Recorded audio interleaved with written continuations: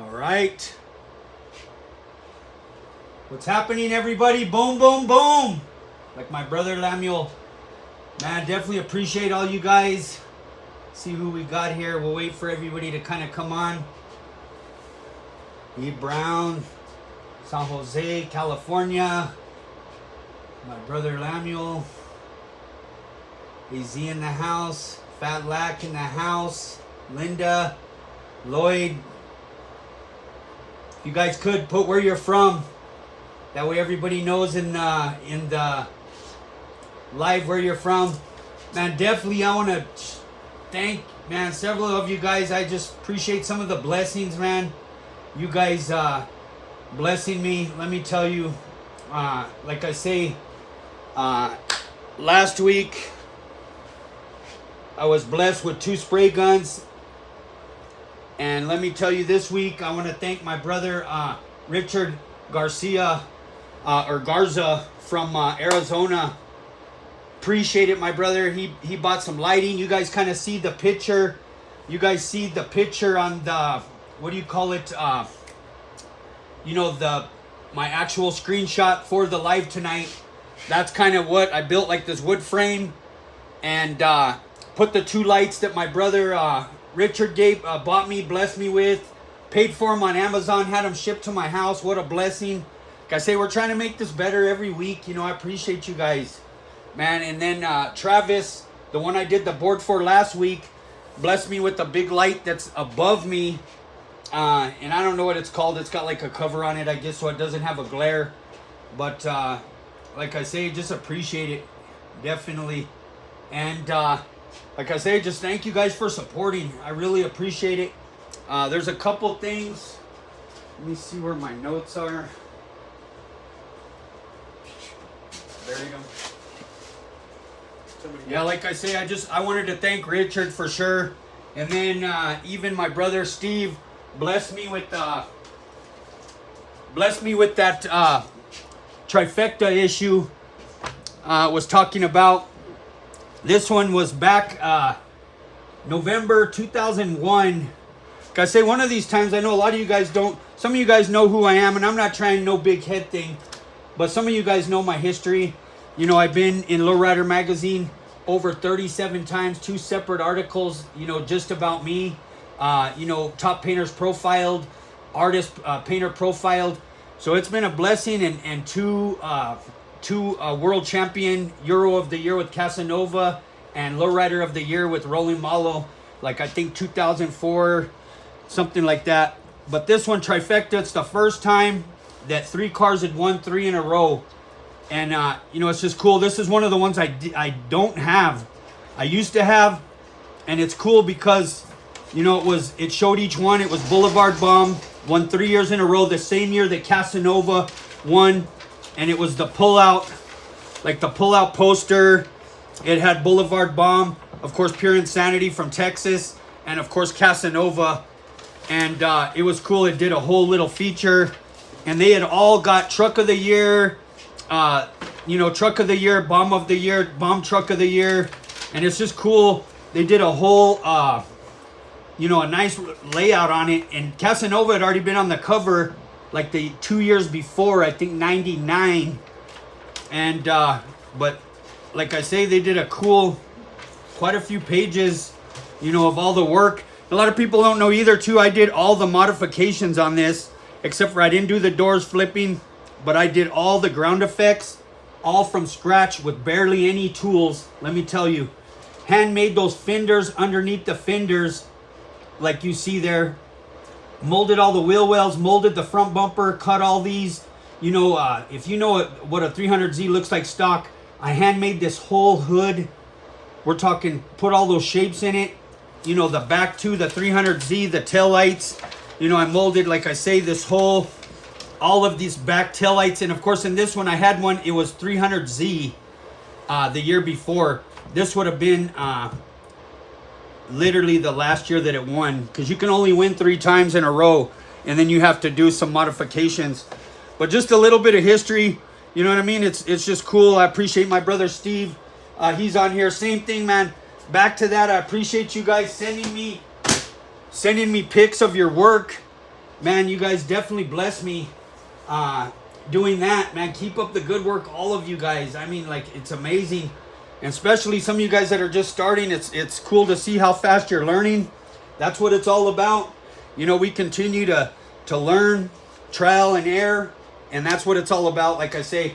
And I did want to show the board again that we did last week. If some of you guys didn't get to see it, you know, man, it came out beautiful, especially just kind of freestyling it. You know what I mean? And like I say, it's one of those things. And let me tell you, I go and I look at this thing, and it's like, man, so many things that I wish I could have done better or different. But when you got the pressures on, like on a Thursday night, and you're going live, you know, it's definitely the pressure's on. So you got to really perform. And it's not like you sitting there at your house and you're able to, like, kind of make some changes, kind of step back, look at it for a minute, be like, hey, I could have changed this. You know, and I'm all about too sharing with you guys. You know, the tape kind of turned here, had to kind of touch it up. Little place I wasn't happy. Even this curve here, you know, was a little wobbly. Little things when you're going live, you know, and on top of some technical difficulties, you know, just last week. But man, it really came out good, you know, and to see it in person, like I say, is a different story. It's just, you know, it's a beautiful piece. You know, it's for Travis Ruiz, the one who owns Lowrider Beef Jerky. It's for his granddaughter that was born literally last week. I think it would be 9 days ago now. But definitely a blessing. I'm going to still resand it, re-clear it. I got in some, like I say, hoping to be selling the clear real soon here. The guy sent me some other clear to try, some even thicker stuff. And he broke it down too on like high solids. You know, a lot of people call it high solids. And you know, he was breaking it down. You know, it's more resin. And so there's going to be another one that Blast is trying out. I'm trying out. That'll be kind of like even higher solids. Trust me, the one that I've been using is, I think, 50-something% solids. Love it. That's the go-to that I use personally myself. But like I said, I wanted to share this, and this inspired a few people. My brother, Mr. Wim, out there in Florida, man, he did an awesome piece. Man, gave me some props. You know, shared what he had done. So, and then I did.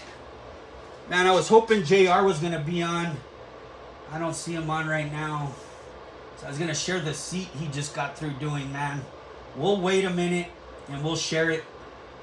Man, we're talking amazing seat. Watch, I'm gonna do a quick whip through. I'm not gonna show you guys much. And then I'll come back and share it again. That's a little teaser. That's Rudy's seat for his bike. Literally buzzing through.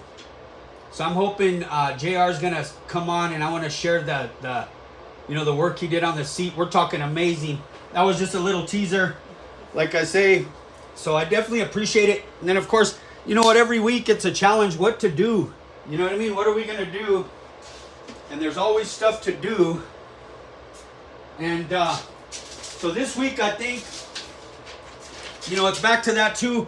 Hopefully, what do you guys think as far as lighting tonight? Man, it sure looks a lot better. We'll see through the whole process. You know, let me know what's happening, Lisa. You know, we'll see tonight. Like I say, man, my brother Richard bought me the lights, the lower lights over here. And Travis gave me the lights above, a light above. And man, it's lit up way better. I built a little frame around it. Like I say, every week we're trying to get a little bit better. You know what I mean? I know Brian says, now get the bike painted. Yes, oh, that's what Rudy said. Yes, sir.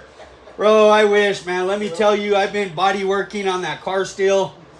Let me tell you, it has been exhausting. My shoulders, we're talking, man, I hadn't done body work in a long time.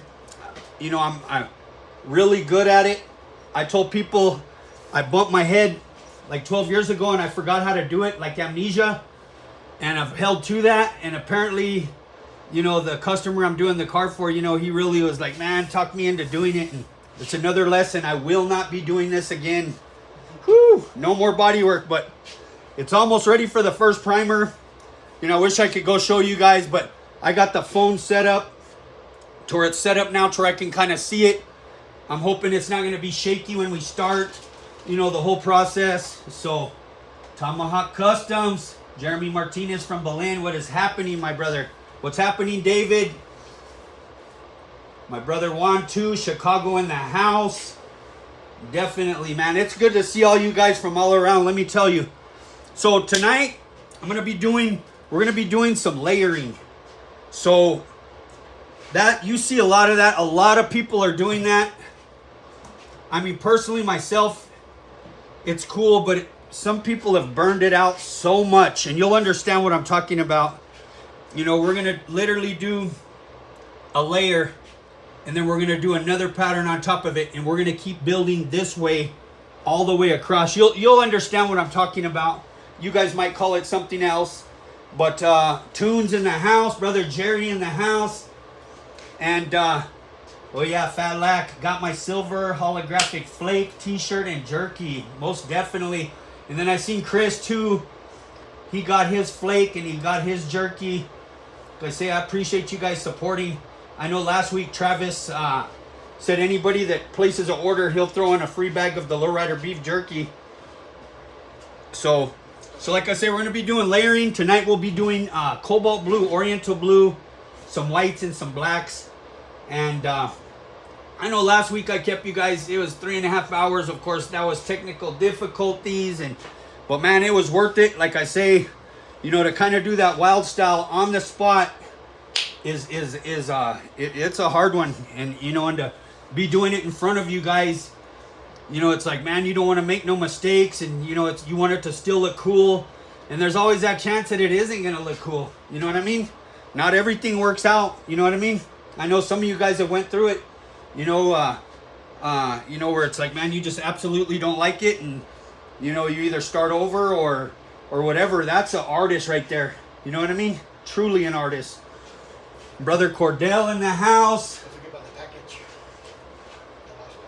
Oh yeah, and then I did want to say, so there was a package I sent.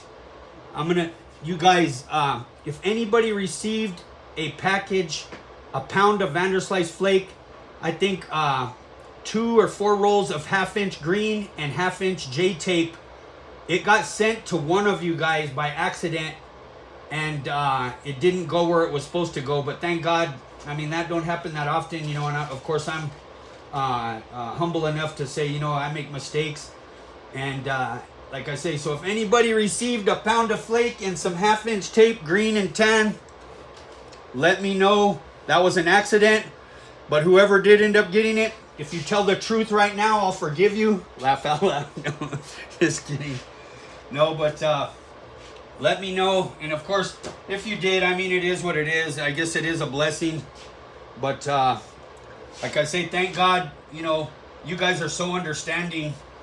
So I'm going to, of course, our usual, we're going to go around, we're going to frame it. And I kind of put these green lines to where the camera's at, to kind of keep it fit in here. So like I say, hopefully you guys are able. In fact, you know what? I know Rudy already wiped it, but I'm going to wipe it one more time. You always want a wax and grease remover, Windex.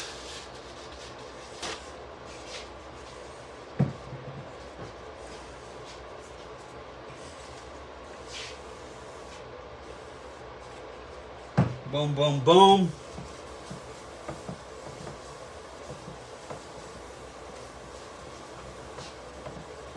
It's a big deal to be in Lowrider magazine.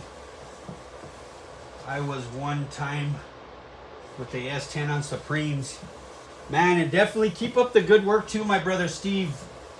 Scale Customs, man, this guy does some amazing model. He works on model cars.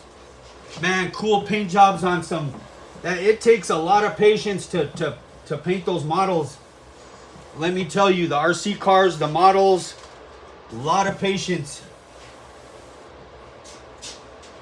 So going over it with wax and grease remover, a little bit of Windex. My brother blessed me with manual from Taos, New Mexico. Definitely appreciate it. Appreciate the care package, man. That really means a lot, man. I appreciate it.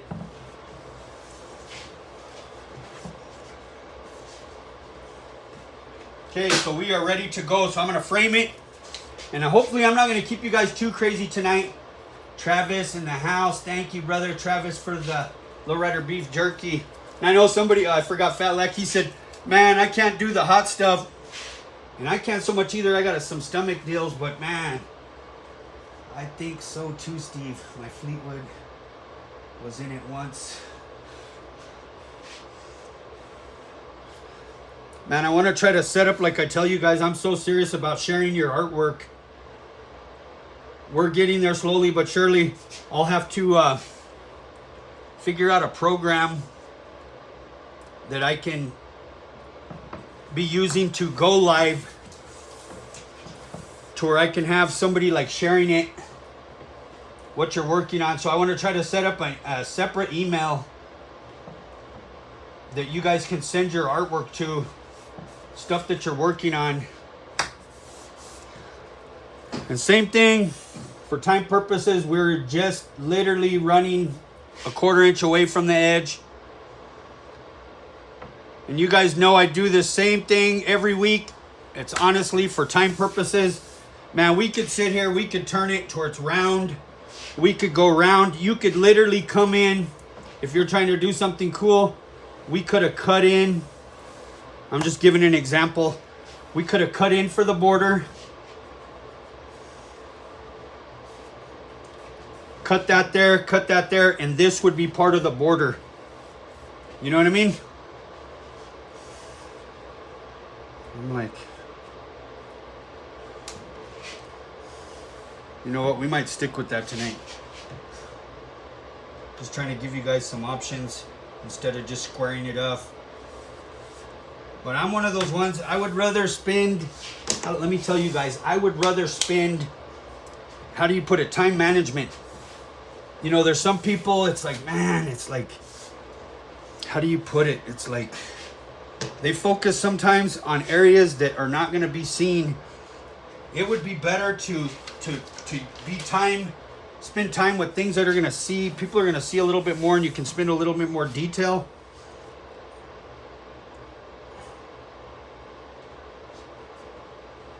And of course, this here, I would have honestly done this one piece. But like I say, I'm just trying to show you guys an example of what you can do as far as a border. And like I say, we'll stick with it just so you guys get an idea.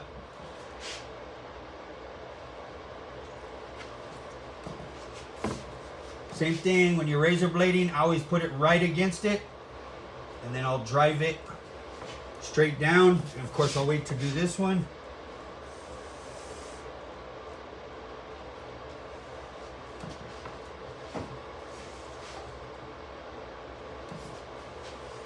And same thing here.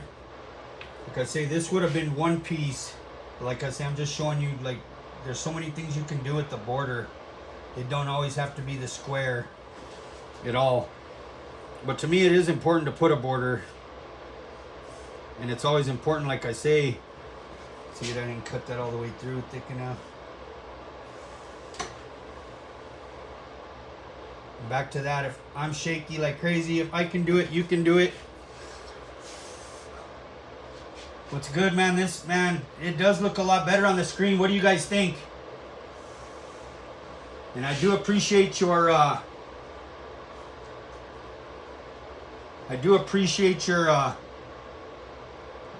feedback, positive and negative. And almost everybody that's been negative, it's not been negative. It's been what do you call that?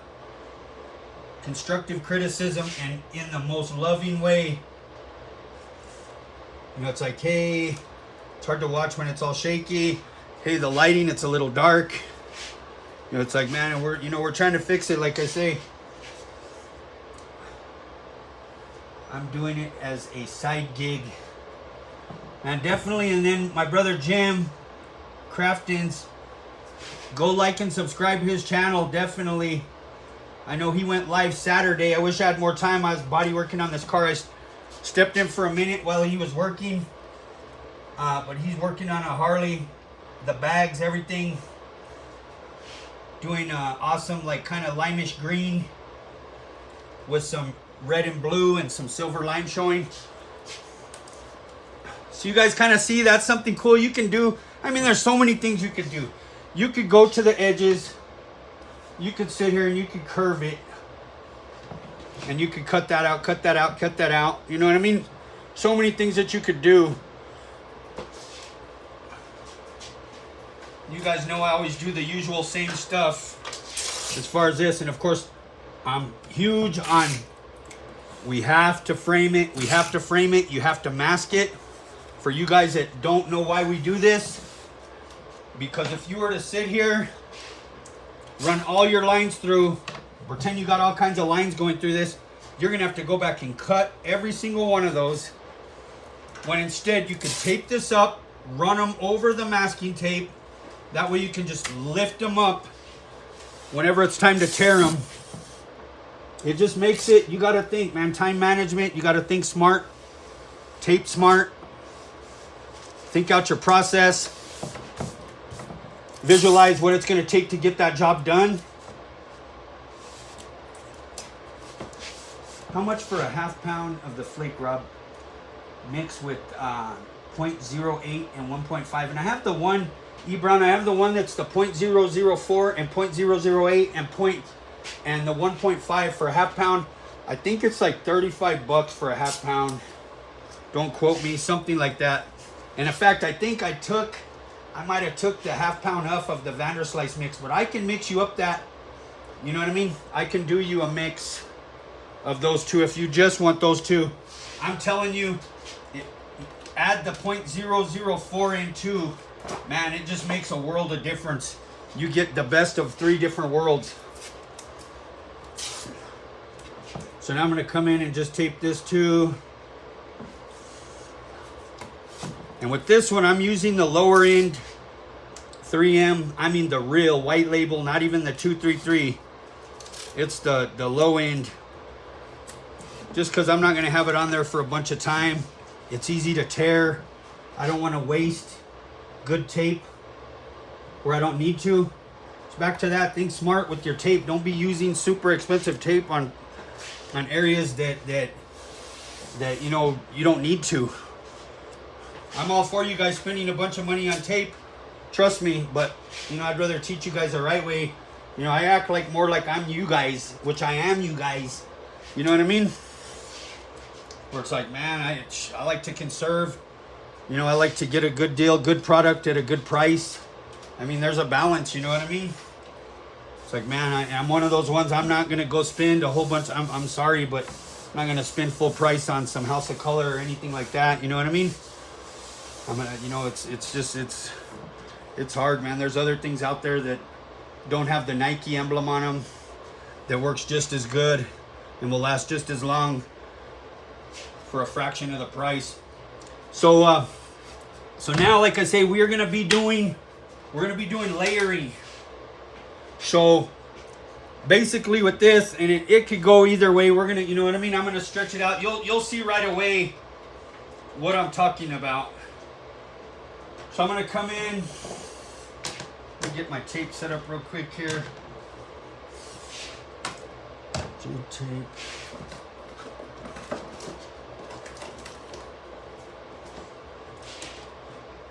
So I'm going to come in. In fact, we'll come in with, and let me tell you this, you'll see kind of what I'm talking about, and then I'll kind of show you what a lot of the style has been just butchered. People have used it so much.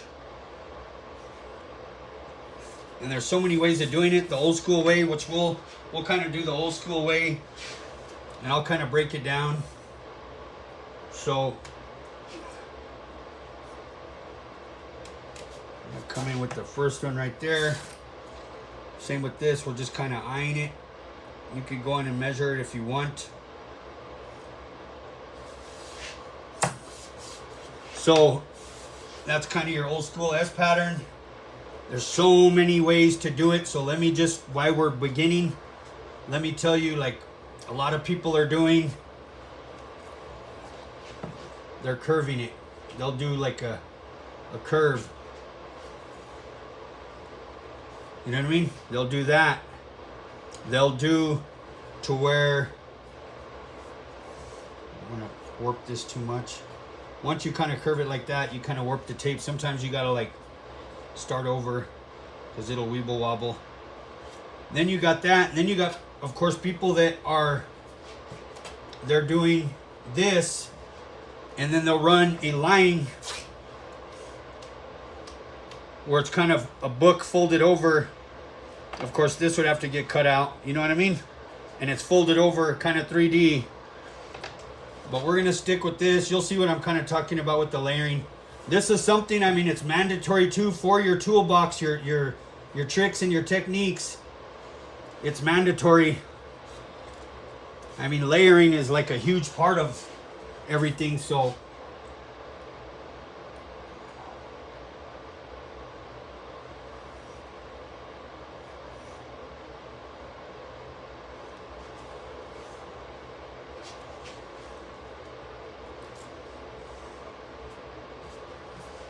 Okay, so I cut that there. Let's see, I want to make sure it's as straight as possible. Might not be perfect, but. So then I'm going to come back in. I'm just going to, this will be some added detail, which I could add this later. It's always good to put a little outline with the 1/8 inch or 16th inch. You could go in.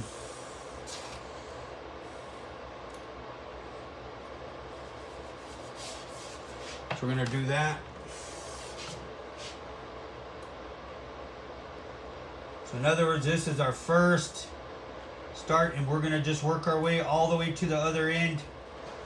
Like I say, you still don't kind of understand what I'm doing.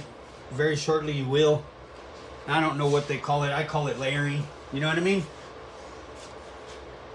So then, now, same thing. I'm going to come back. And of course, I'll come back. Let's see. J-tape. So now I'm going to come in right here.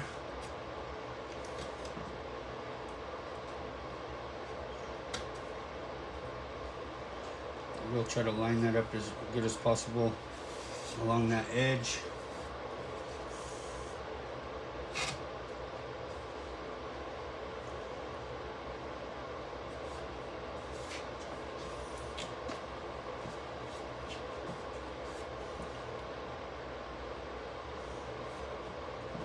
In fact, I'll go about right here because I want to save enough to layer another one right there.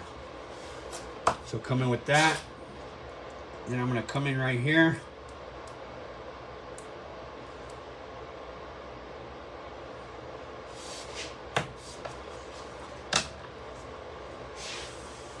So same thing, I'm going to cut it right here. This will be the start of you guys, it'll start making a little sense.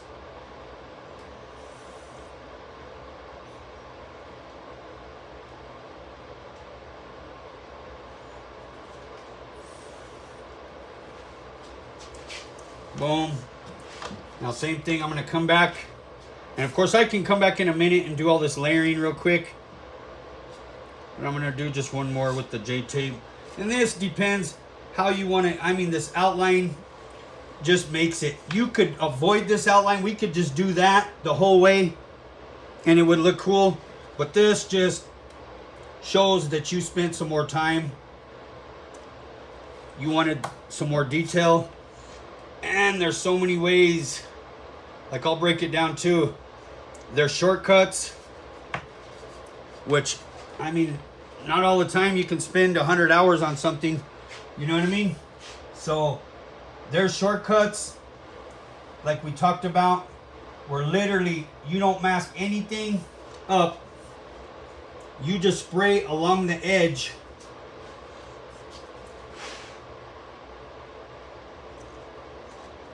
It would just be us just spraying, not masking anything up, just spraying along the edge of all the designs. That is just quick. You can get it over with quick. Or you can go in, you can mask up, mask different ones up for different shades, whatever it may be.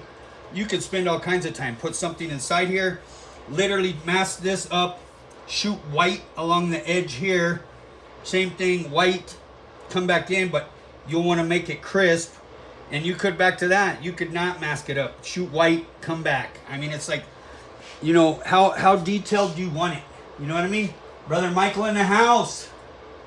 Yeah, buddy. My brother Michael Moore in the house, man. Another super amazing work, man. A blessing to see. You know, I consider him family. You know, a lot of you guys, it's like, man, to see what you guys got going on. And it's like, man, you know, just to know a little bit about you guys. Vice versa. So then now, I'm going to come back. And of course, just because we're breaking it up, back to that, I'm going to use the J tape. 1/4 inch, same thing. So I'm going to come in right here up against that one there. I'm going to go to about right there, and then I'm going to come over here to about there.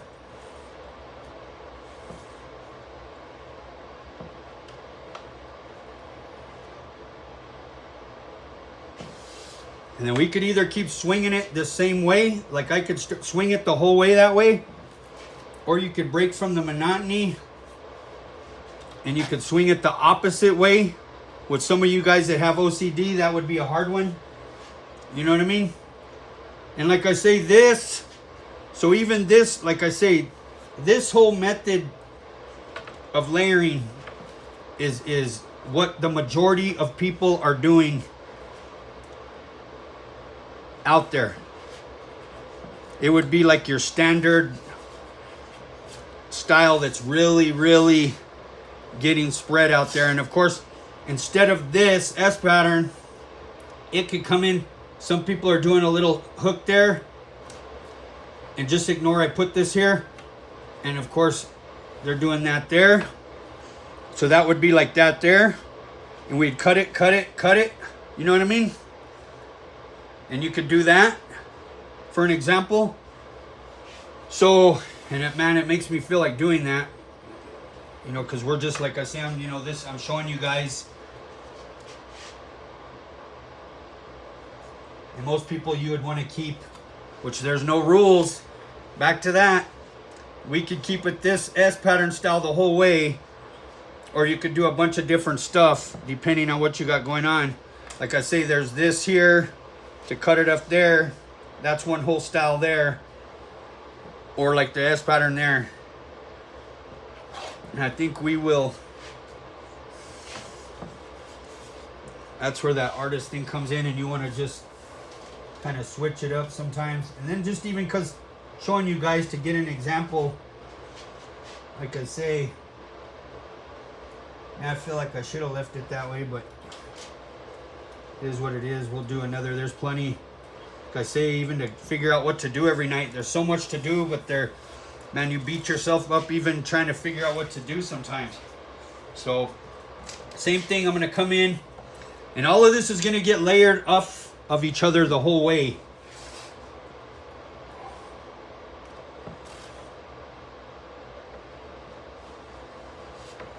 Of course, there's so many things, man. You could do it towards fat here, like the regular designs, kind of like what we do. Toward is something like that, but we're not doing that tonight. We're gonna literally outline each one like this. Like I say, and there's no rule book. It's like, it's one of those things that, I always used to try to do around these turns. I would do it a little bit thicker. You know what I mean? Which but we're gonna stick tonight with kind of going that 1/8 inch away. Same thing here. And then by layering, you guys are starting to get an idea. This is going to go up here. It's going to look like it got shaded there. This is going here. It's going to go literally, this is on top underneath. We're going to do another one towards layered, where that one's layered on top of that one. It's hard to really get the idea till it's finished. I know a lot of you guys go back and rewatch the videos, man. I want to get to a point where I think Adam puts them through like some other app, and then he can go through the footage and pick stuff out of it, like the important stuff to show you guys, to teach you guys, you know what I mean, to the critical points, instead of some of the stuff, the chit-chatting at the beginning and, you know, all of those things, which is still important, but it's you know, right to the point, to where there'd still be the live one on YouTube, but then there would be one shorter, kind of like that 15-minute one that I did do up at Adam's with that orange and red piece, where it gets right to the point. Boom, this is what we're doing this step, and we're gonna frame it, and then we do this, and I put it on the tape. You know, it's like a, you know, literally instructional. Do you switch the color of the tape to help you see the patterns? No, so like with that, Travis, I do that just to, for encouragement, just to where it's just to where it looks cool while I'm doing it. If I just did it all green, man, it's like kind of like, it's not really popping. But when you do it different colors, like right now I'm going to switch to the green, and when it's all said and done, it looks cool in the tape mode. You know what I mean? I just can't. Back in the day, everything we did was all one color of tape. You know what I mean? It's like, man, like I say, one of these Thursdays, I'm going to pull out some old photos. We'll go through them. Man, see like what we used to have to do 30 years ago. You know what I mean? You know, I opened my shop, it'd be 1988, the end of 1988. And man, you got to think, what are we, man? We're 2024 now. Man, that's literally 35, 36 years now. Been doing this, and man, we've, you know, products have went through a change. Tape has went through a change. You got to think, back then, most of us strictly used the 3M blue vinyl almost for everything. You got to think, when people first started taping, 50s, you know, the late 50s, 60s, they were using just tan masking tape, 1/8 inch, 1/4 inch. And then vinyl came out, started using the blue vinyl. So the whole job would be all vinyl tape. And it's just, man, it looks so cool when you're using different tape during the whole process. You know what I mean? So now I'm gonna come back. I'm gonna do another. Let's see.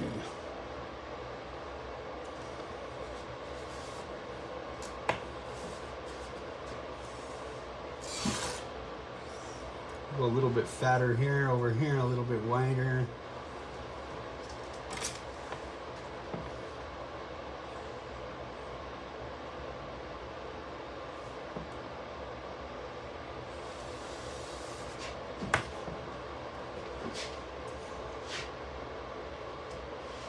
You do want to kind of make sure your distance here and here is staying pretty. It's so easy to get it off like a 1/2 inch. I mean, it's so easy to get it off to where it's like, man, and it'll kind of complicate it. And of course, like I say, we're not trying to get too technical, breaking out the ruler and stuff, but so like I say, there's that. And of course, back to this, we could go up, like I kind of did a twist down there. You know, with this one, so I'm going to literally undo this, because I'm going to turn that one up. And most of the time I would keep it going the same direction. And when I mean same direction, all of these points are all curving this way. I wouldn't do this. This one I would have curved still up this way, but that's just personal preference. You know what I mean?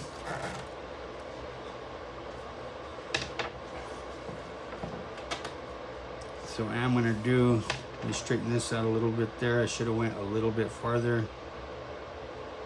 Should have went like another inch. But that's all right. I'm gonna curve it up. Same thing. Like I say, there's so many things you could do here. Like I say, we could curve like a lot of people are doing. You curve it, and it looks like it rolled over when it's all said and done. You know, we'd cut that off, we'd cut this off. You know what I mean? So simple. I'm just gonna show you guys, you know, just, we're not gonna keep it like that, but just to give you guys an example.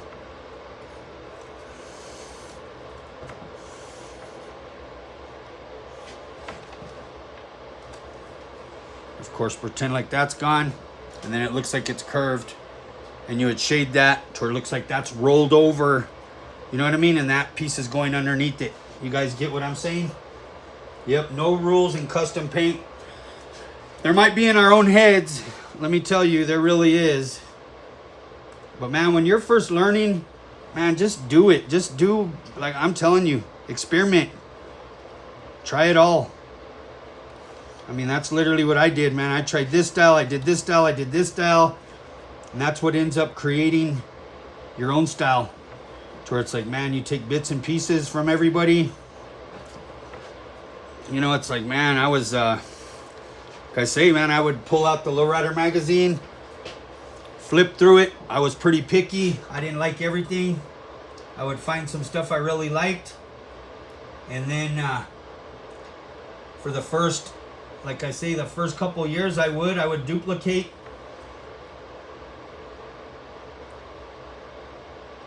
other stuff. And then that's how you learn. Literally, like I tell you guys, if you think it just all flowed out and was able to create something, man, absolutely not. So same thing, I'm coming right here, gonna cut it.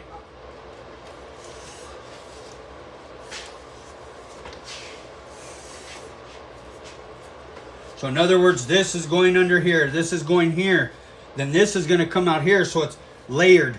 And we're layering it all the way across. You know what I mean? Model car, 89 San Francisco in the house. Wow, just wow. Never even thought it was like that, creating the scroll. Exactly. There you go. That scroll is easy to do. Like I say, it's just turning it. And it's back to that too, like we did the ribbon. You know, that'll be something, we'll have to do the part 2 of the ribbon, a different ribbon.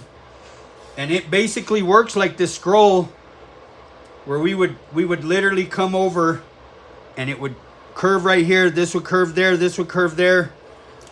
In fact, you know what, I'm gonna just, but we'll do the whole thing. We'll do, so watch this. I'm gonna show you guys just real quick. I'm not gonna do a whole big old part. So you got this here, so then I'm gonna curve this to here, right? And of course, I wish I had a little bit more space. I would have did. Stick with me here. So same thing, like I say, I'm not, you know, we're just doing one little ribbon part of it, so you'll have to kind of imagine with me. Then this, like I say, it would have curved a little bit more, but I'm gonna just give you guys like an idea. So then this piece would curve here, curve there. Then of course, you're gonna cut this here. Then I'm gonna come back here. Then you continue this off down the road here. You're gonna come over here, cut here. Same thing here. Boom. So you got, of course, where it curves. And of course this curve a little bit more, and then same thing. This thing here, I would do the same thing. Like I said, I'm just giving you guys an example. So this, I'm gonna just bring it a little more.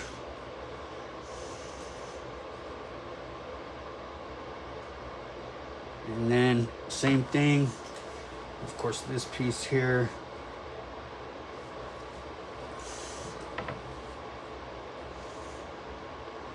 And then this would curve down. Same thing here. Curve this up here. Same thing, this curves up here.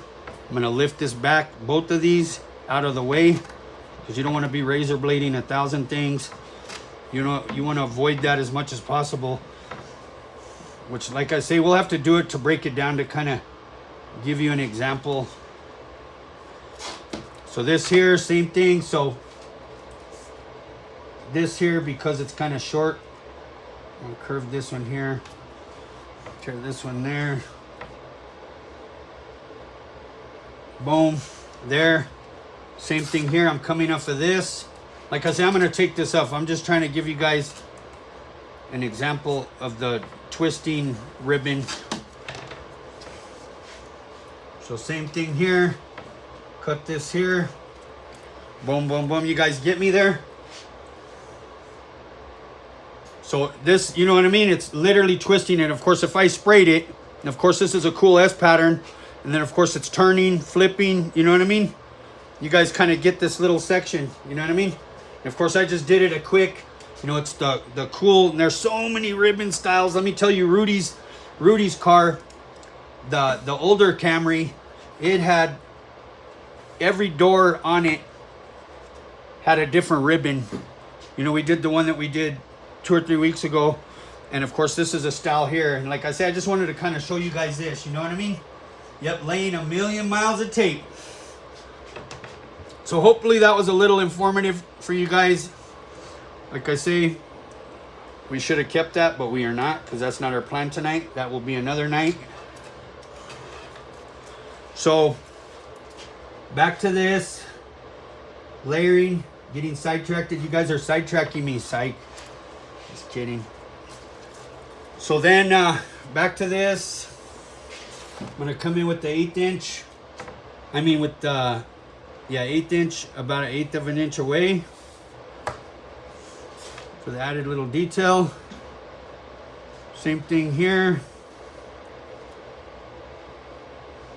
Has JR got on yet? No. I know I don't want to show that seat till he comes on.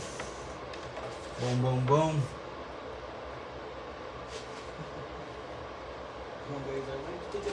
I know, why did he take it up? I was just showing you guys. We'll do that another night. You know.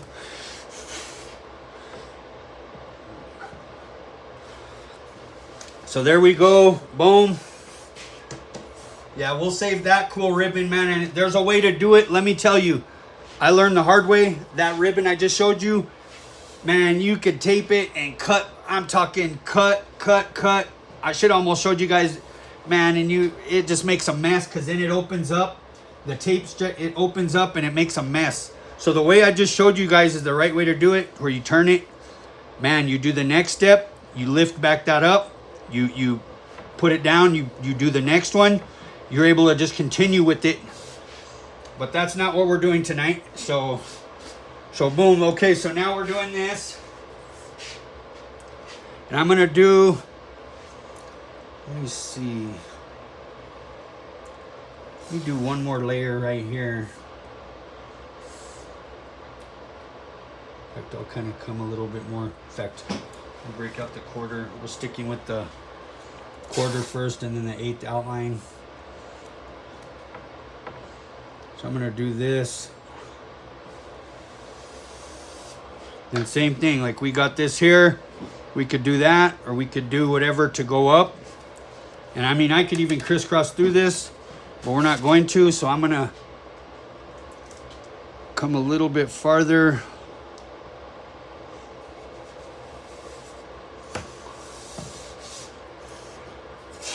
And same thing, I'm going to come about right here. In fact, you know what, this one, I'll even jump down a little bit more.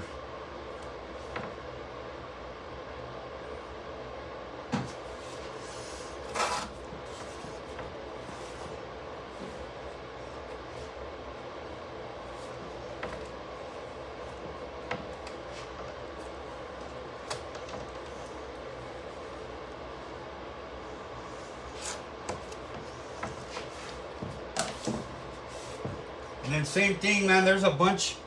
Man, back to this, doing this right here. There's so many ways to do the old school S patterns. I'll have to break down the 3 different ways of interlooping those. And it's the same thing. You could either make a mess, making multiple cuts, or you could think smart. So same thing. I'm gonna do that there. You make sure this is what I want to do. Yep. Okay.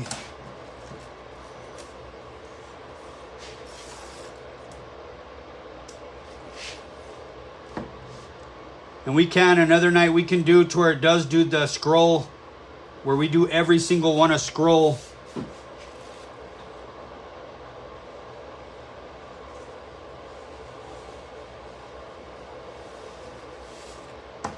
Boom.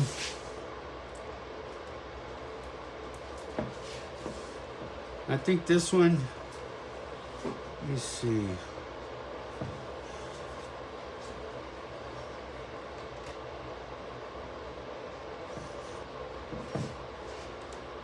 Trying to think if I want to get off track here.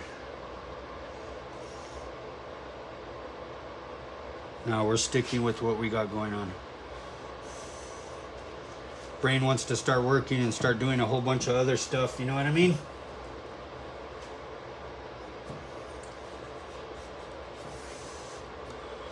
Yeah, and there's so many methods out there. Everybody does something a different way.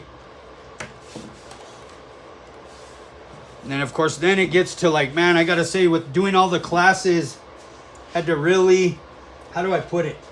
Man, with doing the classes, you know, that would be, man, me and Joe Angel, the first one.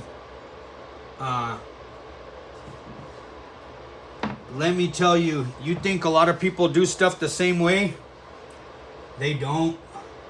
Everybody does something a different way. And you just, you know, you trip out where it's like, man, it's like, I thought, you know, sometimes we're not even in the same book on how we do things. You know, like even Randy G from Denver, same thing. I mean, just so many different ways of doing things. And it's just, it's cool to see. And, you know, you could be prideful and be like, this is the way I do it, and the only way I'm going to do it. Or you could be like, man, that's actually, man, look, that makes it easier. That's cool.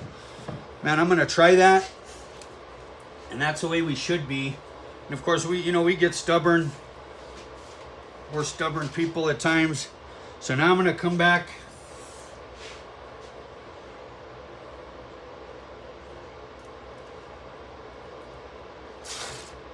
Come right here. I'll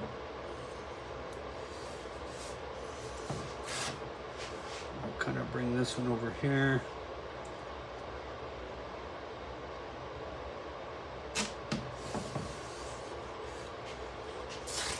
Now I'm going to bring this one. And I kind of bring it this far, because I'm only going to go from here, but I bring it this far over this way just to try to help line it up some, to where you get a little bit, to where you're able to keep a pretty good distance and to see what you're doing. You know what I mean?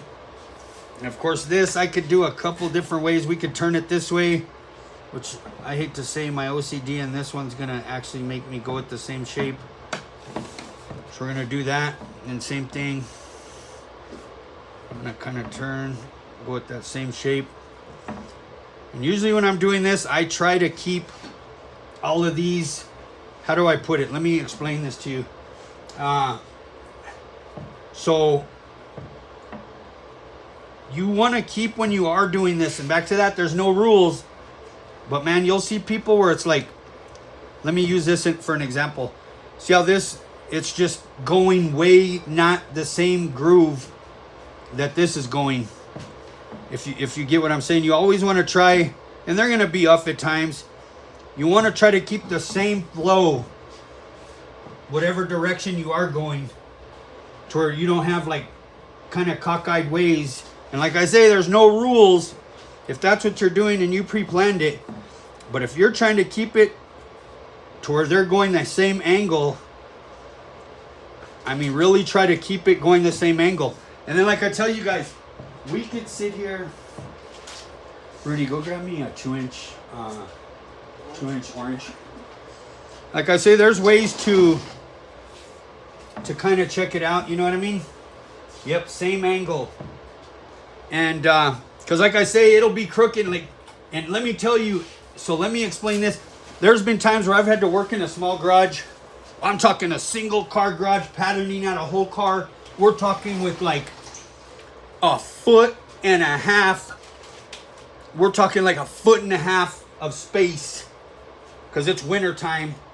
and you're patterning out this car in a single car garage, a Cadillac in a single car garage, and you have no room to look at your angles. You have no room to look at your angles unless you pull that car out. So my whole point to you, you pull that car out, and those angles are a little off. You know what I mean? So like I say, you can come in, you could use this for like a spacer. So let's say, you know, I'm just giving you guys an example, but I'm actually pretty happy with it. But I could have left that there, could have angled it out, and then seen how good I did as far as, which it looks pretty good as far as keeping the angle going the same way. You know, same thing, you're here, you know, you want to kind of make sure that it's kind of going the same angle. And like I say, don't beat yourself up if it's not. I mean, it's going to happen. You know what I mean? Because like I say, you got a bunch that are going kind of, you know, unless you meant to do that, then so be it. But if you're trying to keep everything, like I say, even this is hard for me to tilt this one down and tilt this one up.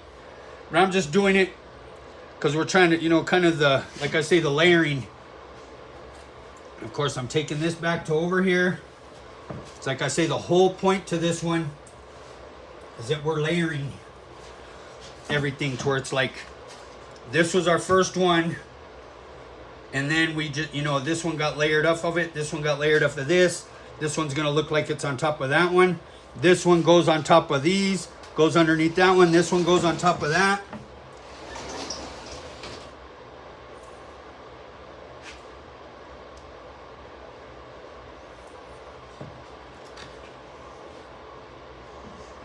And same thing, man, razor blades, let me tell you, they only last a certain amount. These things get so dull so quick.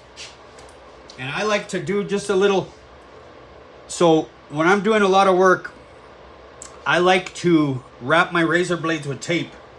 And I'll do each one with a different color. So it's like, I'll wrap with vinyl. Rudy wrapped these for me right before I started, but I'll give you guys an example. I'll wrap this one with vinyl, different color. That way I know which one's dead. Because if you got 10 of the blades that are all wrapped with green, you don't know which one's already dull already. And this kind of gives you an idea. Okay, I started with the first few cuts were with the green one.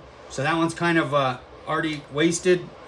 You know, the orange one, it's like, okay, that's the recent one that I'm using. It's just little tricks to keep an idea of the razor blades, which ones, because man, they're expensive, man. Like I say, man, trust me, guys, I'm a shopper. Like, man, I'm on your side, where it's like, man, you got to try to conserve, man. Especially you own your own shop, and you're paying for the materials. Woo! Like sandpaper, I freak out on some of those. Some of the collision shops, man, guys will use the sandpaper barely, and they'll throw it in the trash. I'm like, man, that is crazy, the waste that goes on. And trust me, I get it. There's a balance. So if that sandpaper's like, how do I put it? I know it's all about the hourly, trying to get things done. And you got to kind of balance. It's like, okay, that sandpaper, if I was to put a new one, I'd be able to get this job done way quicker versus the labor, the cost, whatever's going on. It's cheaper to just get a new piece of sandpaper, even though to me, that paper's still good. I'll use that thing till the wheels fall off. You know what I mean? I don't know if you guys are the same, but I get it. The production shops, they got to get the work done. Just get it done. But my whole point is, man, when you own the shop, you're going to conserve that a lot more than you would usually. You know what I mean? So, okay, so now I'm going to come, let's see. We'll do another. We're going to almost have this taped. Like I say, there's a whole point to this. So same thing, I'm going to come probably to about right here.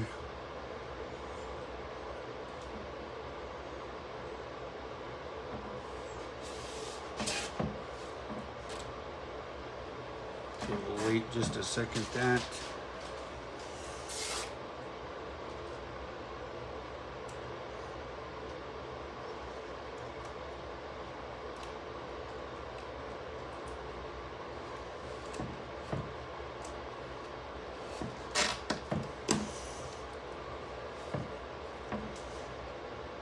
So same with this. You want to keep that line pretty straight. You could either measure it, eyeball it. Because man, sometimes your eyes will play tricks on you. Like we'll just see right there. It's like, man, honestly, that is, to me, that's already a little bit, I'm going to tilt it a little bit that way. So back to that, you could come in, check it out, see how bad you're off. You know, like that's not bad. You know what I mean?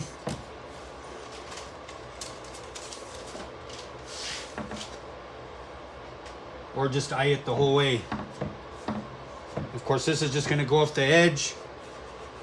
This one here, we're going to come over here. Going to come over here. Same thing, I'm coming in with the 1/8 inch real quick. And you could do this at the end. You could do all of those 1/4 inches and then run the 1/8 inch after, or just do one at a time and just get it done to where it's like, man, because it can be overwhelming. You're doing a whole car. You got to think a hood, a trunk, and you got to think like with this. This is just one side. So if we were doing a mirror image now, I'm gonna kind of give you guys a kind of a breakdown of that. We'll turn it a little bit. Let's see. Yeah, the one shop that we worked at the end of the day, I'd go through the trash cans and get all the sandpaper for my personal. Heck yeah, I'm telling you, brother. Serious, Steve. Yep. I'll run my blades through a knife sharpener to extend the life. That's a good idea, my brother Nolan. And it does work pretty good. Got you. Yep. So same thing, I'm cutting right here. I'm cutting right here. And we'll do, like I say, there's so many things. I mean, there's a bunch of stuff you could do. Oh yeah, this cut here. That's a good one, man.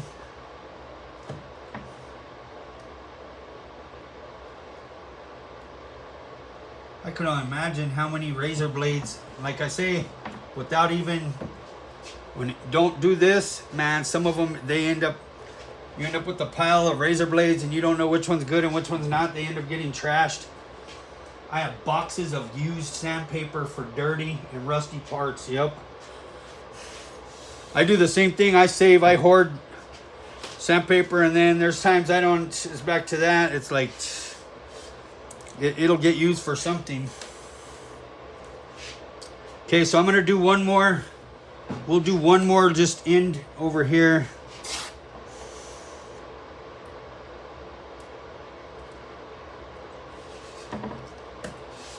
And I'm gonna come all the way over here. I'll run that one all the way down. About 1/4 inch.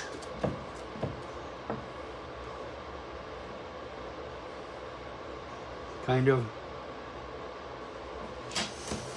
Oops. Forget it. And once it gets wibbly wobbly like that, sometimes it's better just to tear and start over. And what do you guys think as far as tonight? You guys able to see pretty good?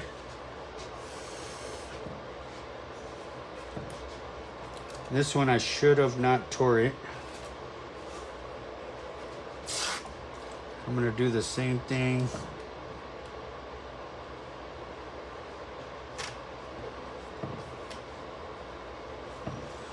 Do a little bit more this way.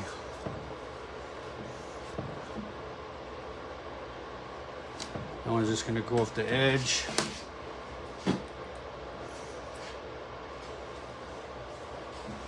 Same with that. Watch, we'll see. We'll see. Huh?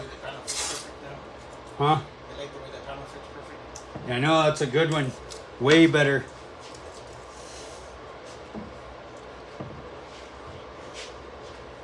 So same thing, I'm going to run the 1/8 inch all the way across.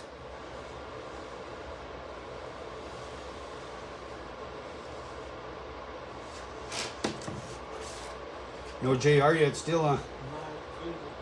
That's a good one. Almost should text them, say we're going to show off your seat on the live.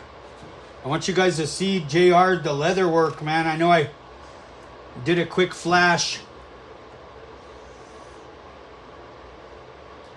of what it looks like, but you guys got to see it, man. We're talking natural talent, God-given talent. This guy's only been doing it, like, we're talking like 9 months now, maybe. We're talking like a natural. We're talking already, like, he looks like he's been doing it for years already.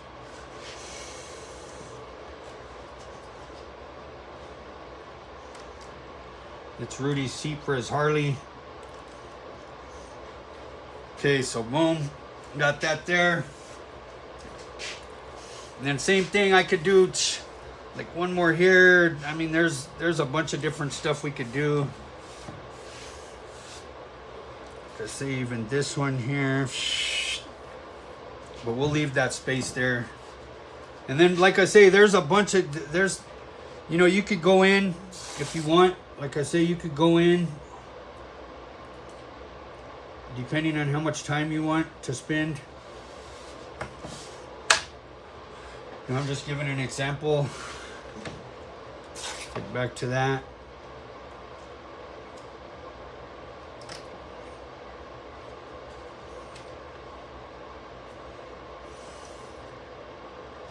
You could widen it up. But like I say, this is not really our purpose tonight, but I just want to give you guys options. Daniel said he got the wallet from JR. You got a what? A wallet from him? Man, Cherry, brother. I definitely appreciate you supporting, brother.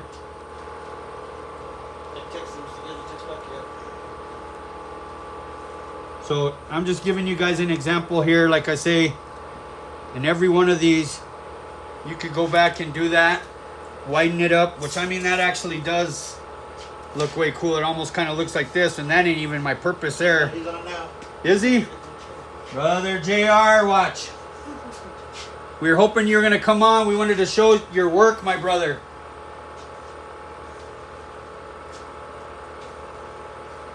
So like I say, this is Rudy's seat for his Harley. Let me tell you guys.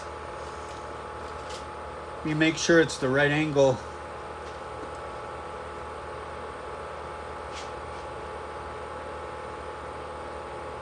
Check out this leather work, man. We're talking super detail. Man, we're talking, look at that work, man. Look at that. This is my brother in Christ. Comes to Bible study. Has a amazing testimony too. From the crazy life to the light life.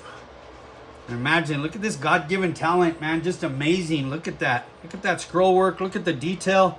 Went back, airbrushed it. It's like, man, and you got to see it in person. Like I say, it's just amazing work. Like I say, only been doing this 9 months now.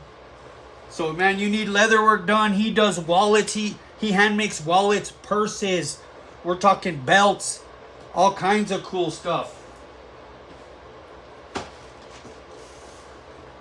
Amazing. Amazing, amazing. Just crazy. Brother Paul, what is happening? Brother Dale in the house. Amazing, huh? Crazy. Man, I'm telling you, he's been doing, man, he made me keychains, super detailed wallets. We're talking purses made out of all kinds of different leather material, different thing. You know, he's got a sewing machine that he's kind of doing it all, just not the artwork part. You know, he's literally crafting some unique pieces. It's like, man. Tell me for his contact. Yeah, for sure. If you could, JR, put your contact info, my brother. I'm telling you guys, support this man. Amazing work. Just like, wow, this guy's going to be so busy. People are, he's just getting his name out there. And it's just like, wow, a natural at it. A natural. Okay, so I'm going to come back in. I'm glad you came on, JR. We were waiting to show that till you came on. Like I say, here's where my butt comes in. And I start adding stuff.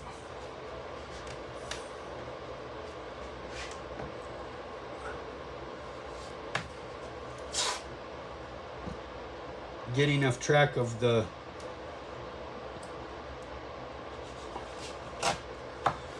what we got going on. So same thing, quarter inch, quarter inch.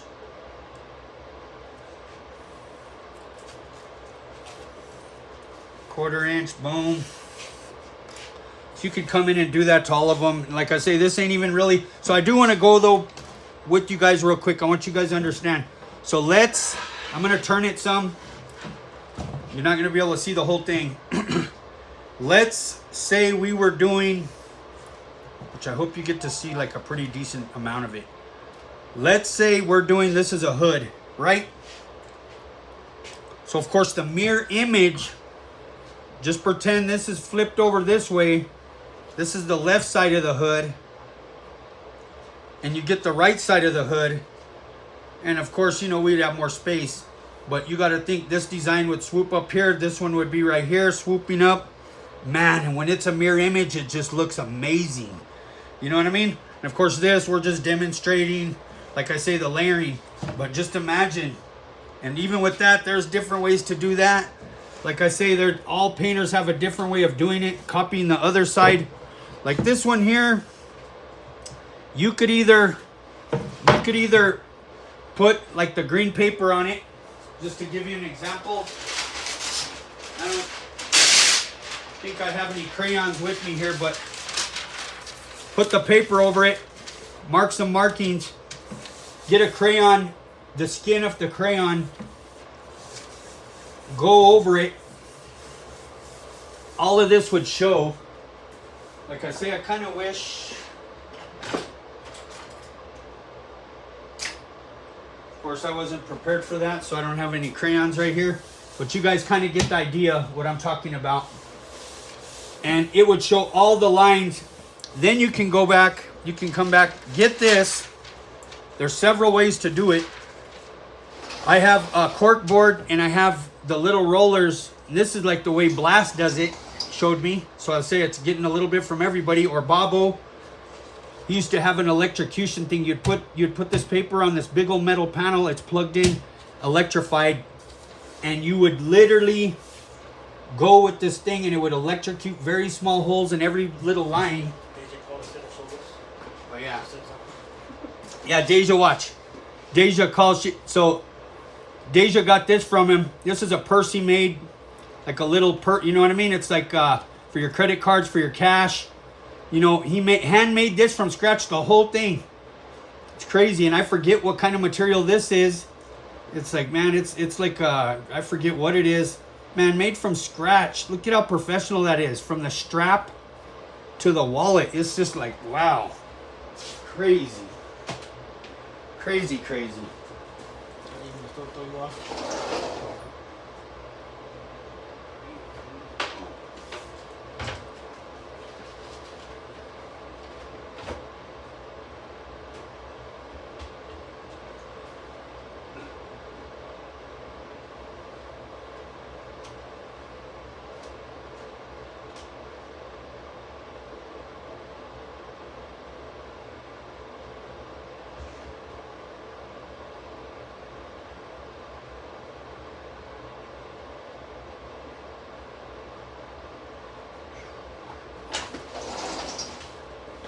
I was trying to find a crayon. When you need a crayon, you can't find one. we'll go over that another night. We got plenty of nights, but like I say, the mirror image, when you're doing it, there's so many ways to copy it over to the other side. What are we going, 922? I don't want to keep you guys too crazy tonight. I know last week was crazy. So I'm going to move this back here. I am going to do a couple more little, we'll kind of do a 1/2 inch. And like I said, I wasn't even going to do this. It should just be layered, but this is what we do. Make more work for ourselves. But it's cool. At least it shows you guys a couple different methods. Of course, even this, I'm going to go a little bit fatter.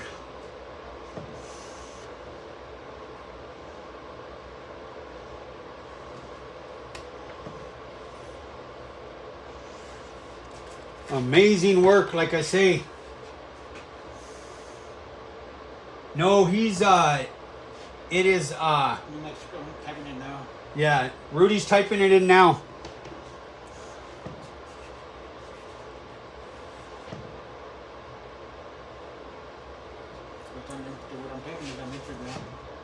Yeah, what he's typing is on Instagram.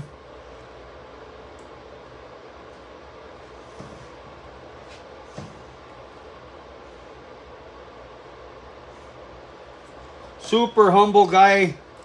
Super good guy, let me tell you. Okay, so did that there. Boom, boom, boom. We'll probably call it at that. Just put down the tape and let the little boy go. Kind of, though.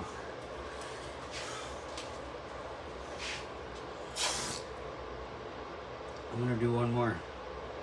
I just couldn't not do it, huh?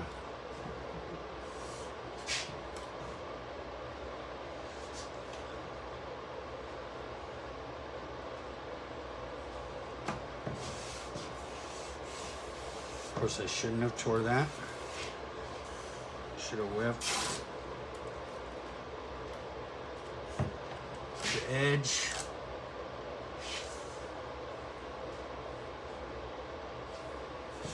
Almost tore it again. I'm gonna keep this piece a little bit long, and then I'm gonna come in about right here. In fact, I could go, no, I'll go right here.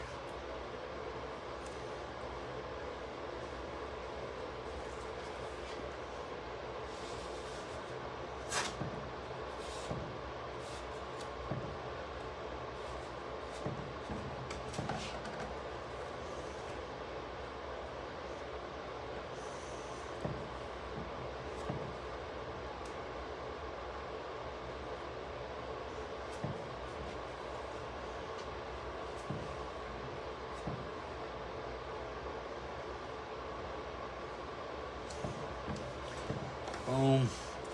I was gonna kind of do that one over and under. I'm not going to. That's getting away from what we're doing. The whole point of it. So this one I'm definitely gonna cut here. I'll do a quick 1/8 inch outline, and then we will get to figuring out what we're gonna do spray wise and start spraying. Hey Rudy, if you could go turn on that other fan that's not going.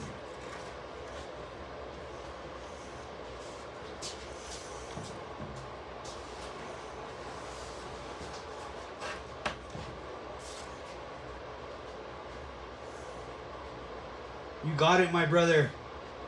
Always support you, brother. Amazing work. Like I say, man, it's true artists.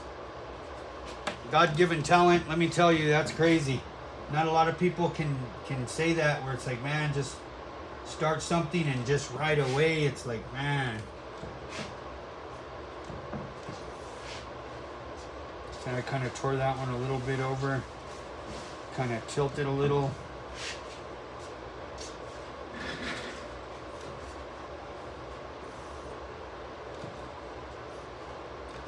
So now, like I say, there's several things we could do. We could literally just get different colors and spray along the edge. All of this. We could just spray along the edge and call it a day. That's like the easy way. That's like step like number 1, where you just do that. That's your easiest way of doing it. You could be done in just a flash. Or you could go back and be like, okay, I'm gonna tape some of these up. I'm gonna kind of do a little separate, you know, where you do something separate in each one. You know what I mean? And so I'm saying it's like limitless what you could do. I mean, it just depends how much time you want to invest in it. You know, if you do want to put some whites, you know what I mean? Where it's like I said, we'll do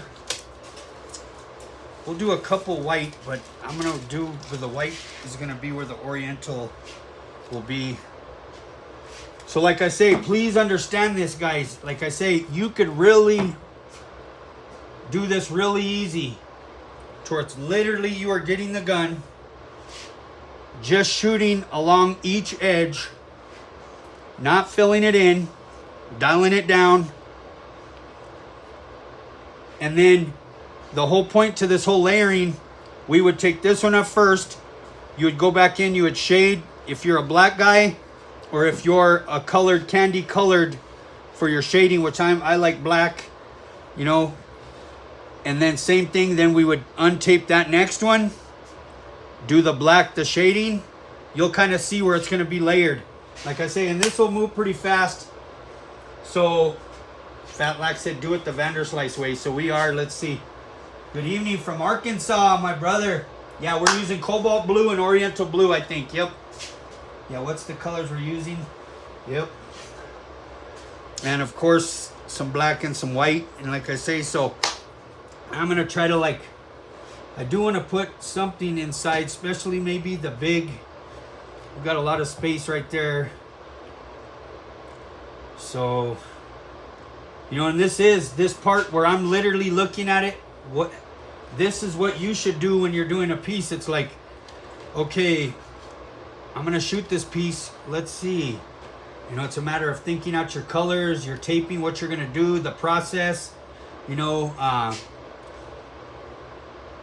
and it's just a part of the process of you know, kind of like I said, you could do it the easy way. We could do it the next way where we tape some of these individually up. How much detail do you want? How much time do you have? How much, you know what I mean, do you want to put into it? You know what I mean? Yeah, and I wish, my brother Dale, water drops, we just ain't got time for it to dry tonight, my brother. I really, man, we'll have to do that at night. We'll have to do water drops in the middle of summer, laugh out loud. When it's super hot, we could be having that to the side. Brian said lace. In which we could do some lace inside there, and we might use a few of the stencils that I got in some of the space. So I'm gonna get with it. Let's see. So I'm gonna tape up.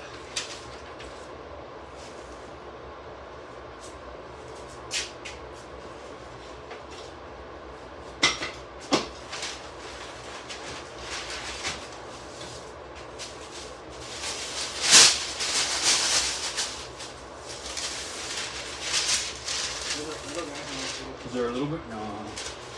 That's good.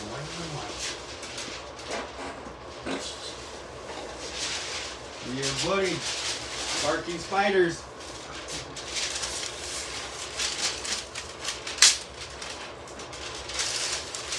So I'm going to come back just real quick. We will. And you could multi. If you're going to do something here, you can maybe space it out there. Or you could kind of tape up, kind of save, conserve on a little bit of time and tape. So we kind of will do that. I'll do right here. And then I am going to actually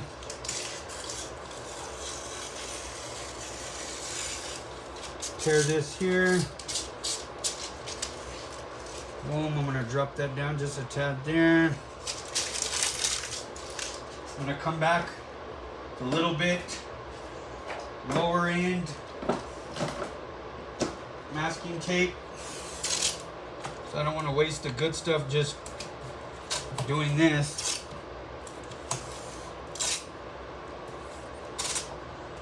And imagine I have plenty of tape here and I'm not going to waste it. You know what I mean? That's that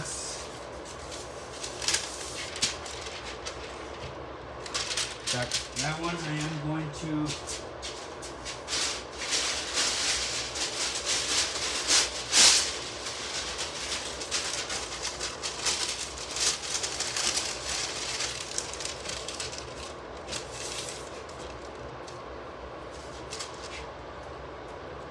what kind of paper is that? So the white paper, honestly, Alan, David,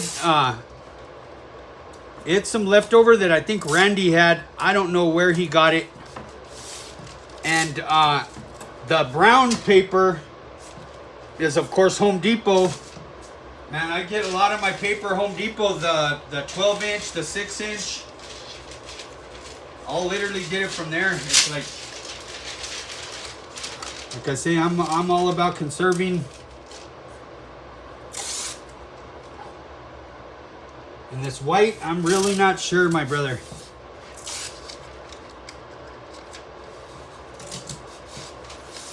So boom there, and then same thing here. Like I said, I want to kind of shoot this one and this one at the same time.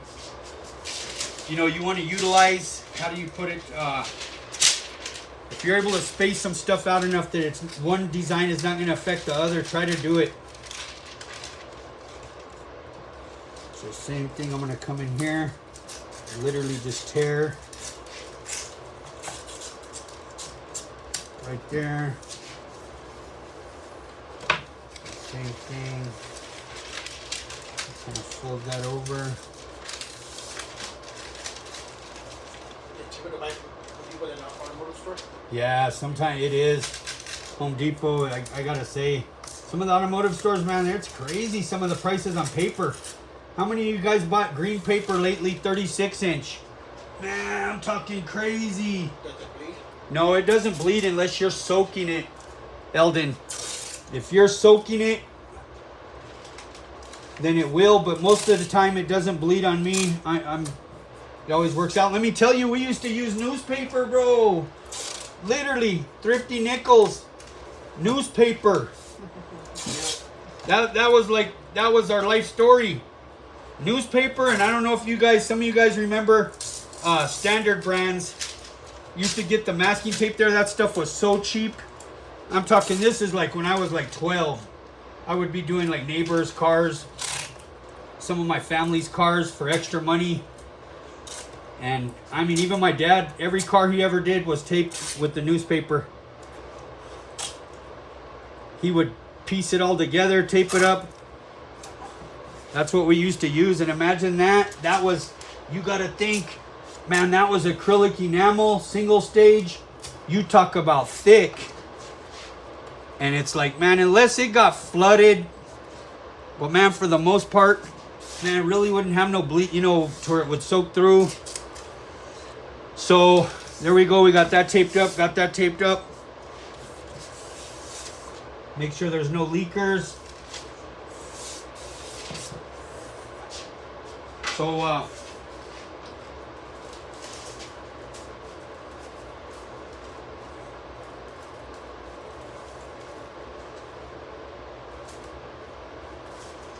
don't know if they can use marble or fingerprints on the honeycomb. I know. Let's see. Trying to kind of go through these real quick.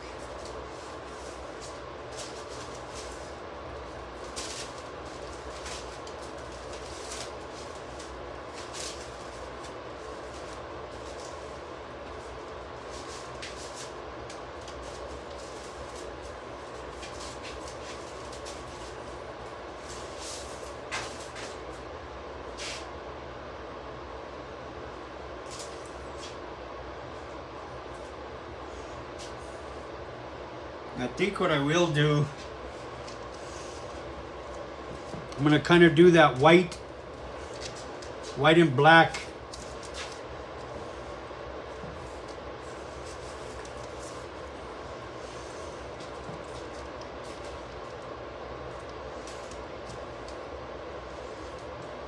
Kind of 3D. I kind of like that position right there. So I'm going to go over and break out the white.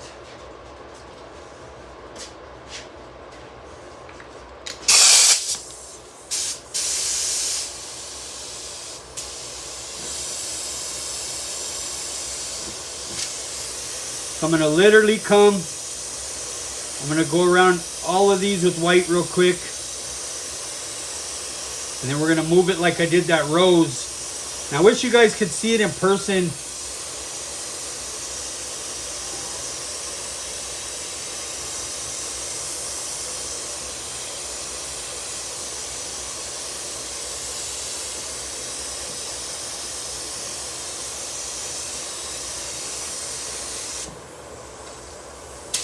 And I'm going to move it down some.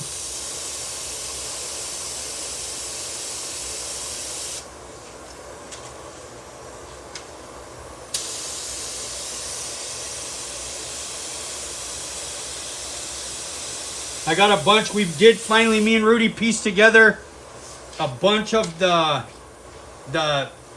sets of 6, 11 by, these are 11 by 7 Mylar. You can wipe them, reuse them, or just continue to use them. There's a bunch of different kits. And you're not gonna probably like every single one in the kit.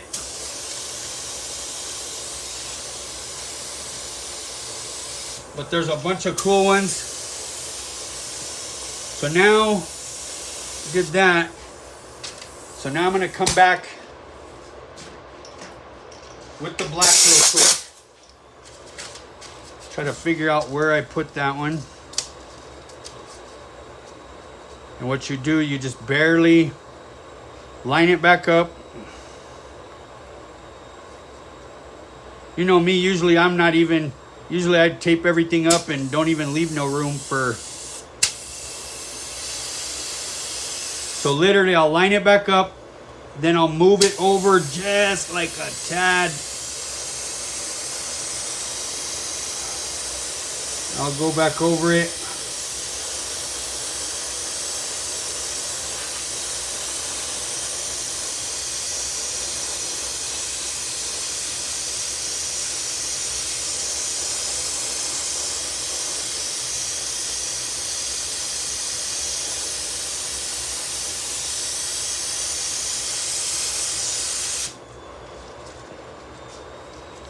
And when you move it, of course, like I say, you guys really can't see, but it's got a white outline because I just moved it over like 2 millimeters.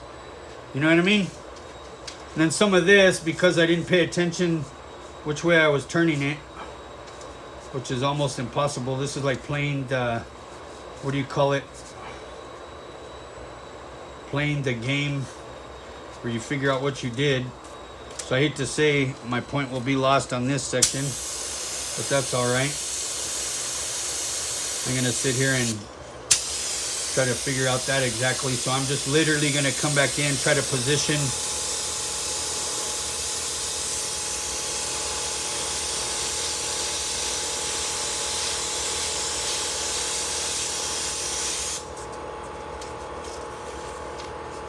Same thing.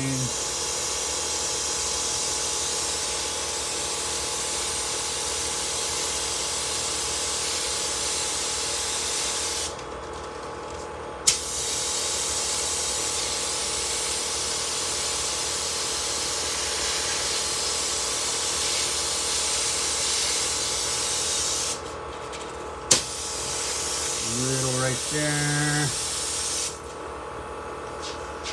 All right, so yeah, it's black base, and it's basically it would basically be, Travis, what you're talking, like a black can. It's like a watered down black.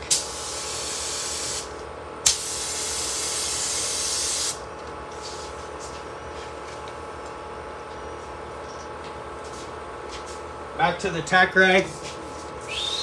Boom, boom, boom. And then I'm going to come back while this is taped. And of course I could do, now we could have went over with the white too, but I am going to come just real quick before I untape it. I'm going to adjust it a little bit.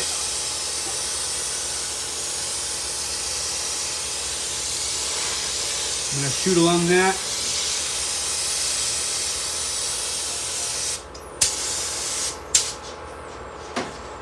And then, let me see.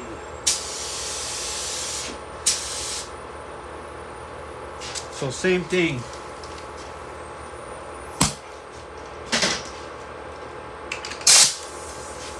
I'm gonna go over this with white.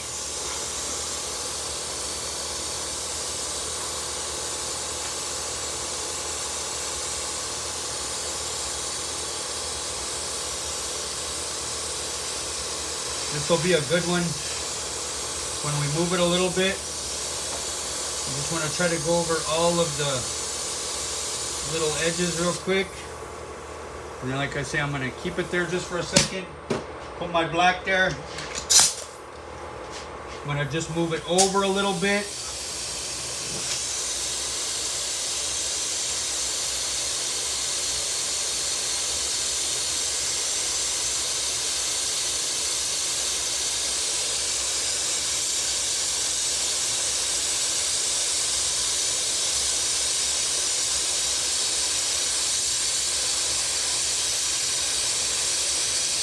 Of course, this is with the touch-up gun.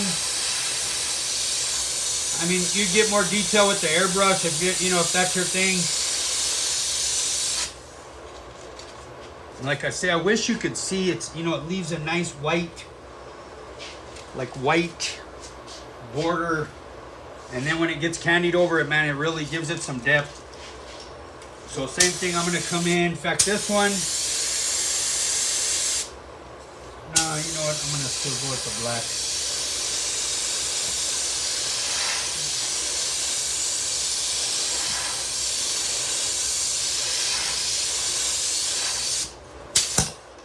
Okay. Then I am going to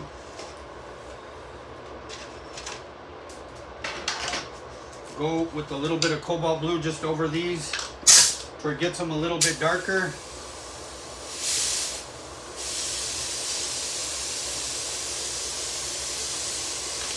Kind of tack it up too.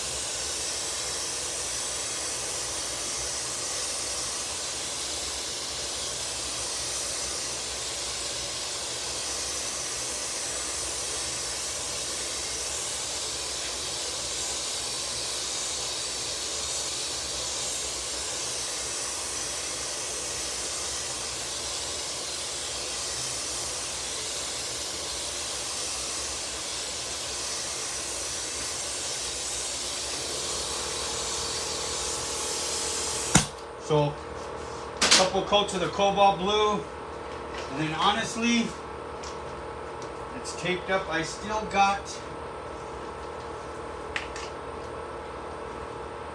let's see. So I'm gonna untape this, and then if you can, save your paper, put it somewhere. I'll put it like on a table.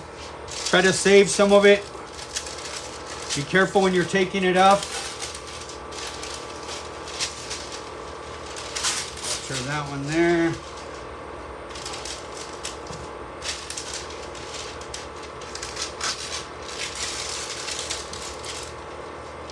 You want to make sure when you're taking it up that you're not taking off any of the tape in the background, of course.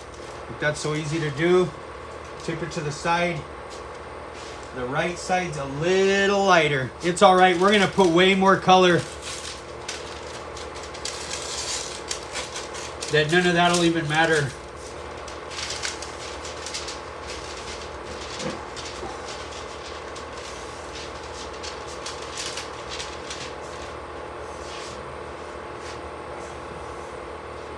So boom, do that, and then back to that. It's like, okay. Let's see what else. And like I say, I don't want to get too crazy. But so let's see. There's a couple other places we will tape up. Like I say, I'll probably do right there. So same thing. Let me a recycled tape.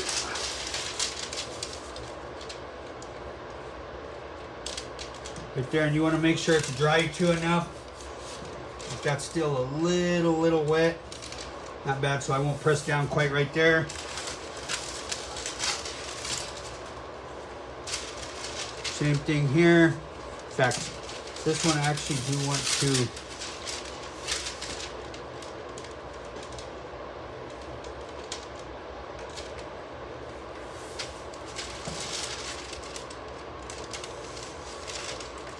boom, there. Same thing. Come back, and then I could do two. Back to that, save a little bit of time to redo this one here and this one at the same time, just because they're spaced out enough. So I will. In fact, with that one, I don't even need.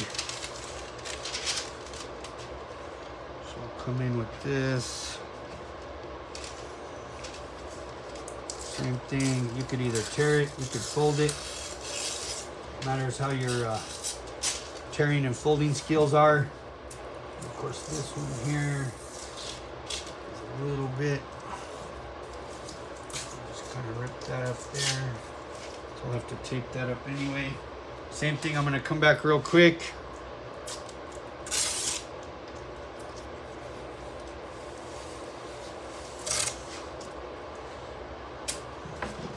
Tape that there.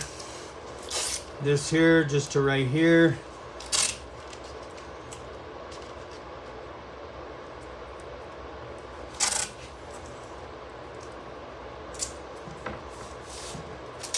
Boom, boom, boom. Same thing here. Might as well just tape that up there to there. This one to there.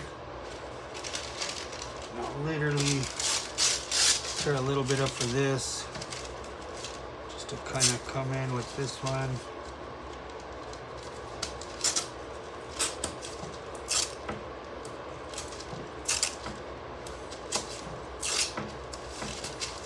Boom, and then with this one here, might as well just come in with this lower end tape.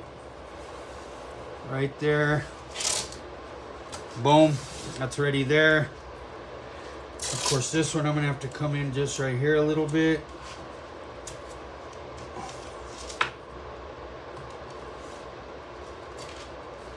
Okay, same thing here. Okay. Boom, and then my other little recycle deal, except for honestly that's not gonna cut it. So I'm gonna literally just come in real quick with this one.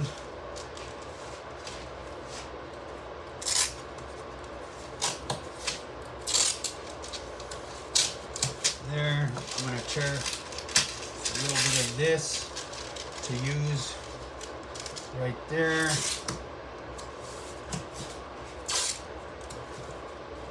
You got to think back in the day, let me tell you guys. So back in the day with the newspaper, back to that, imagine how much tape, if you were using good tape, which there was a period where it really was, to tape up all those squares on a car, you think you're saving money, but you're using all this masking tape. So we would try to use lower end for the tape, kind of like what you see me using here. This is just the cheap 3M. I mean, there's a bunch of same thing. I have the J tape. They're super low end. I mean, it's like back to, you know, these are almost the same thing. And you know, it's just your paper on the tape on paper, man. You don't want to waste your good tape. It's like, man, you know, something that's $2 a roll to $6 a roll. It's like, man, it's like, try to conserve. So there we go. We got that there. You want to kind of make sure, go back, make sure you ain't got no leak throughs. So we'll do that there. And then, let me see. What's happening, Victoria?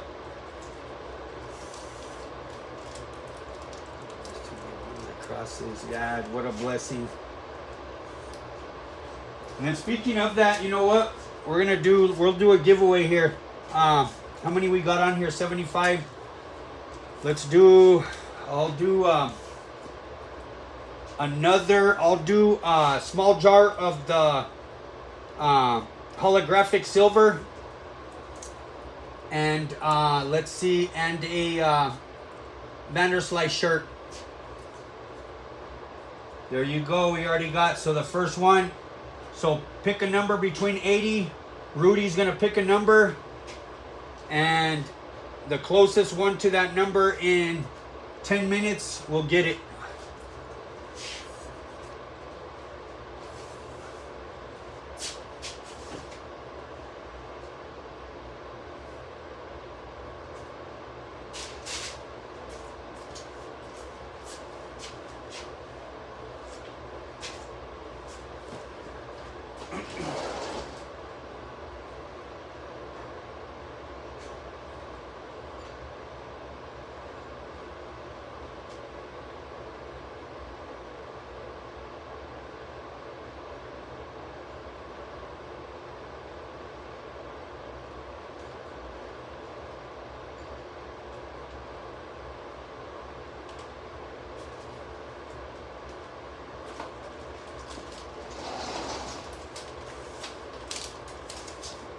Okay, so, man, I got these cool little doilies, man. Doilies used to be a big part of my life back in the day, let me tell you. Doilies were huge.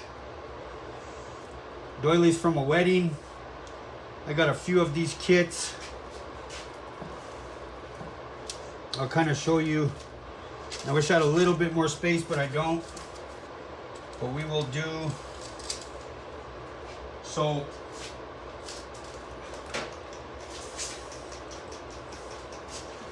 a lot of my jobs the first 4 years definitely had doilies. Doily is usually used for like a wedding, depending on what you got going on. So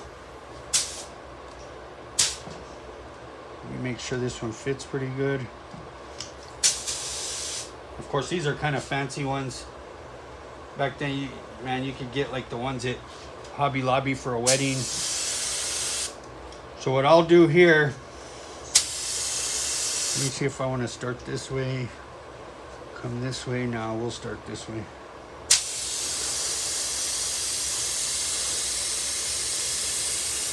So I'm just going to spray, if I can quit moving it,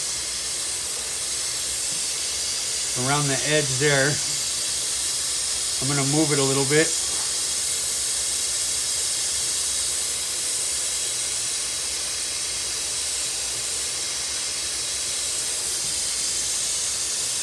I'm going to move it a little bit.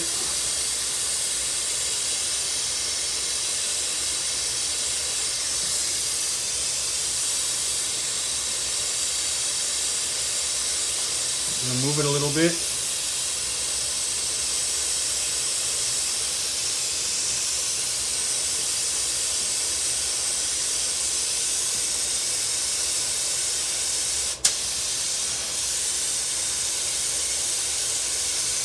I wish we had some more space.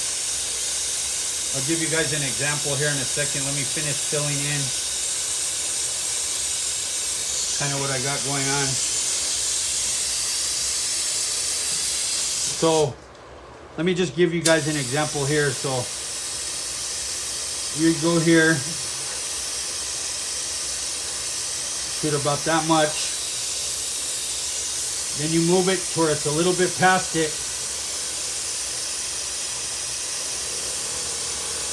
Shoot it heavy just around the edge. Then you move it again.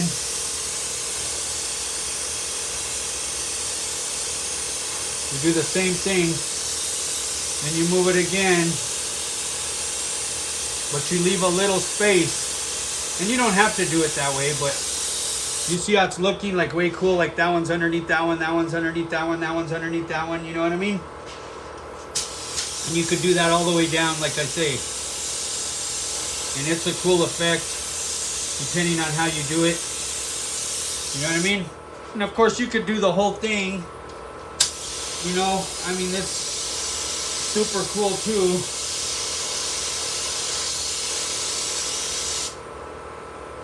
Of course, then it's, try not to move it with my shaky butt.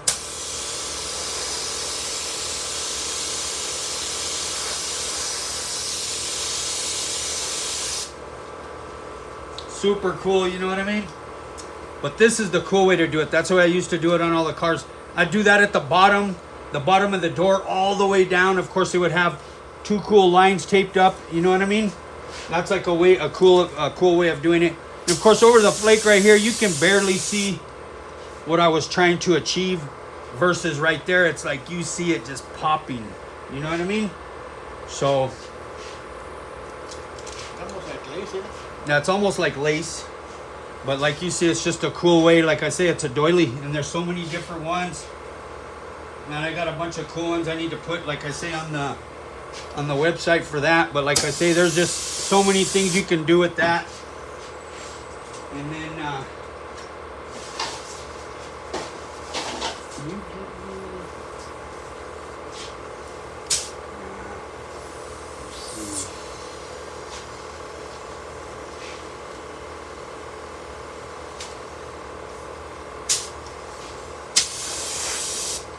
yeah, kind of, my brother Manuel.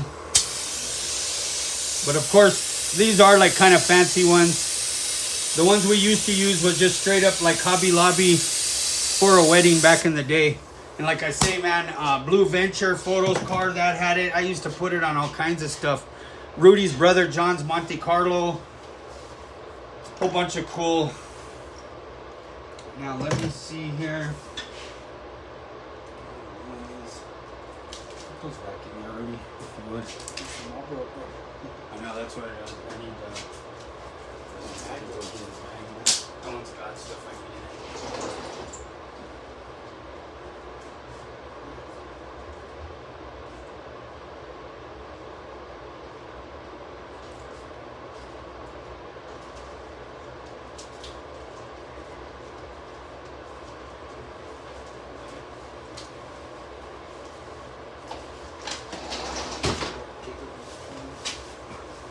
Huh? Okay. So then, of course, let me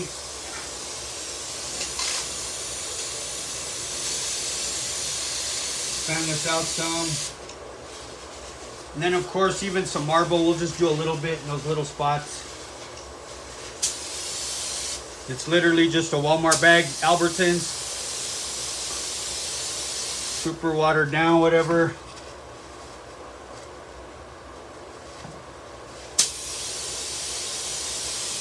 Old school.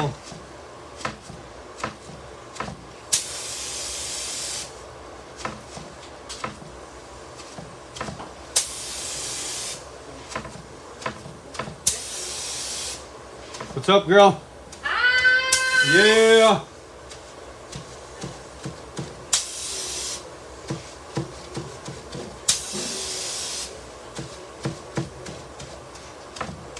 So literally just a bag, you're spraying it on there. Position the marble real good.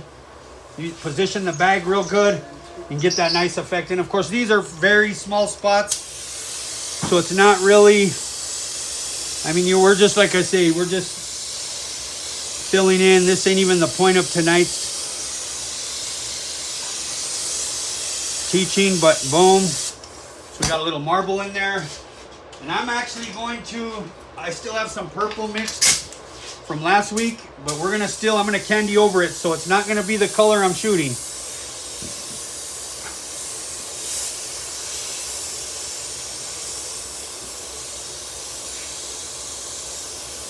Tack rag, kind of go back.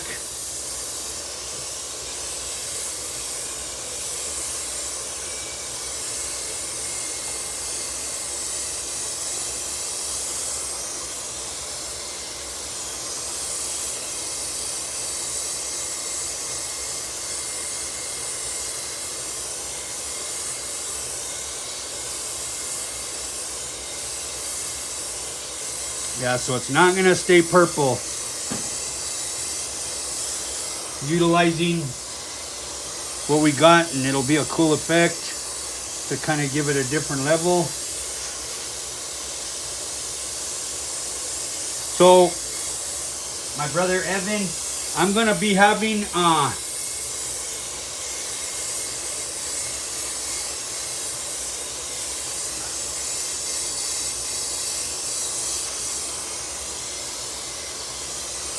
some of that for sale here real soon.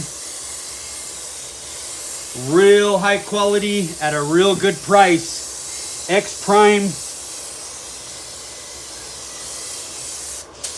It's gonna be it would be pretty much compared to like House of Colors, the nebulizer, but at a fraction of the price. That's what I be using personally myself. Like I say, it's a product that I'm gonna be having for sale here real soon. It's been taking a minute. I've been kind of sending people to other vendors that have it. Most places, man, with Intercoat Clear, man, it's usually the price range. The nebulizer is almost $400 for a gallon. Let me tell you, and you got to think, then you got like whatever, I don't care if it's Tropical Glitz, I don't care if it's Tammy, if it's Orion, whatever it is, you're looking at about 160, 170 for a gallon of Intercoat Clear. And then you can get at some shops the house one. But man, you get a lot of peeling, just like with House of Colors. I hate to say the SG100. Man, if we peel some of this up, it'll peel some of the candy sometimes if you don't let it sit. Man, it makes a mess. So there we go. Good enough there. So I hope you guys kind of got the whole doily thing. It's a cool little effect.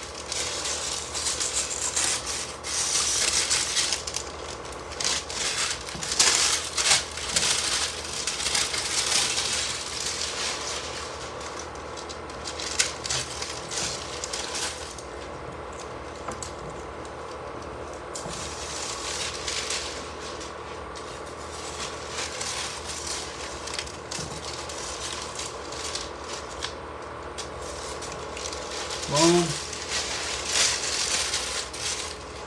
Yeah, there's a lot of, man, Intercoat Clear is pretty important what you're using. End up with some issues for sure. Yep.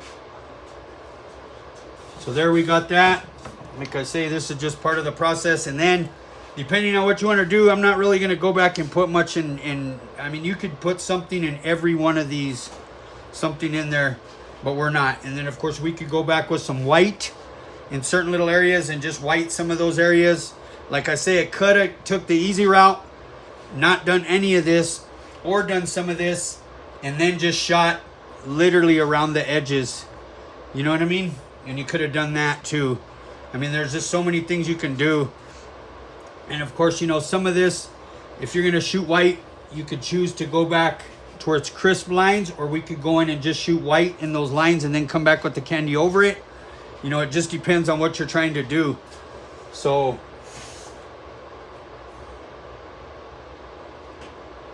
all right, brother Jim, is Jim out of there, man? Okay, so tack rag. Back to that. And I'm not going to get too crazy. We'll come back. We'll do just a couple white. Couple of the edges white. Like I say, even that could go back without even taping them. But you know, it's like, man, sometimes I come to be crisp. So I'm going to come back with this one just real quick.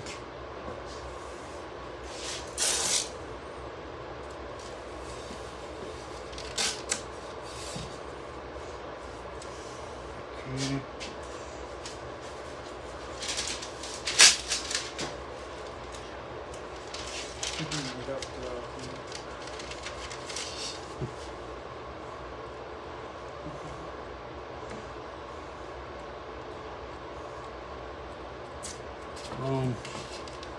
Line that up there. Come on.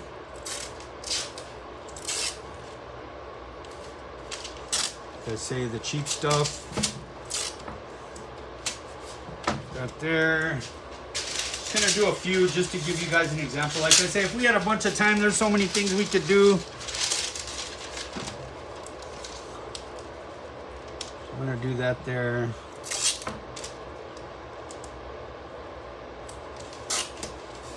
And then we're going to utilize that one there. And we'll utilize this here. In fact, I'll just tear that there. In fact, I'll use this one here. So I'll kind of come in here with this.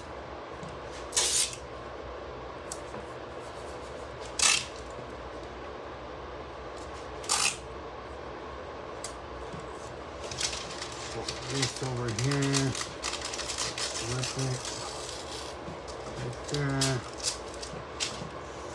So that there. Tear that there. A little bit there. Okay, boom.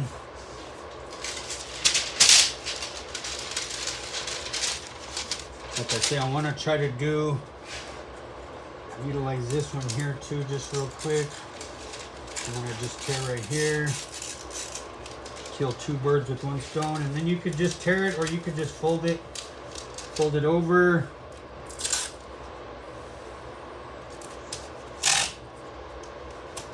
Take that there. Take that. Come back with this one.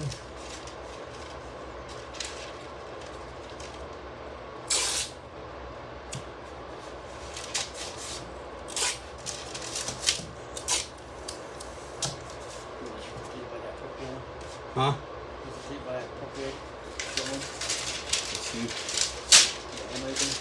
Yeah, it's just on the paper though, thank God. I know it looks like it's looks like it's showing. Of course that there. Let's see if we could. Almost might as well utilize that too. So you know what?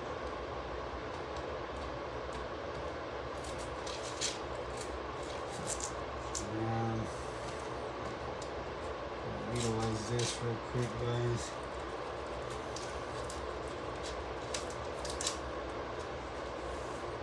Same with this. Pour a little too much, but that's all right. Boom. Boom.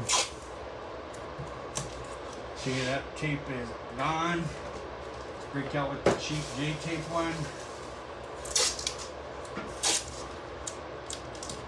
Almost identical. Okay. Oops. What am I doing here though? I need that open and that open. So I'm going to turn that there, peel that. And then this I might as well just turn here. And then that I'll do 1/2 inch. And this one I'm literally just gonna mask it up. I could have used the orange real quick, but honestly, when you're on a roll, just tearing it, make sure there's no leaker there. And then I'm going to come back with real quick, cheap one to go right through that. Okay, so boom, boom. So this one, I'm literally just did all of that just to shoot the white to where it's nice and crispy inside there. Back to this, kind of check.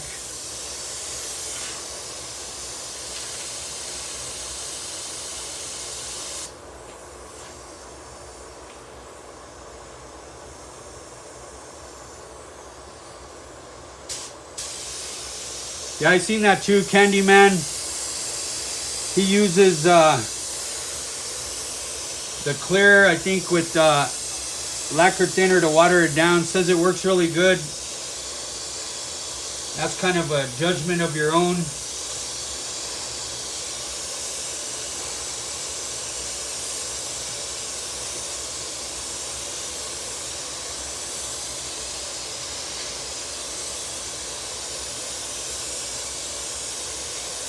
So same thing, I'm just shooting white right along that, and I'm gonna actually come along this one too.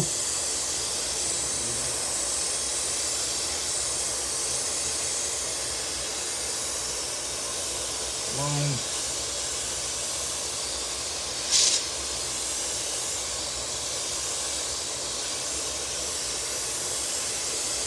One more.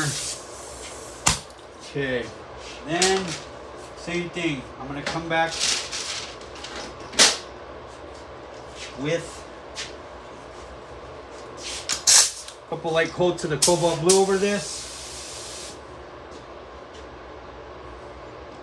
Definitely want to know what kind of wash to use. And when you guys say, what do you guys mean with the wash? Like, are you guys talking like wax and grease remover? Or are you guys talking something else? Tried a gallon from Walmart. Yeah, let me know what you guys are talking about.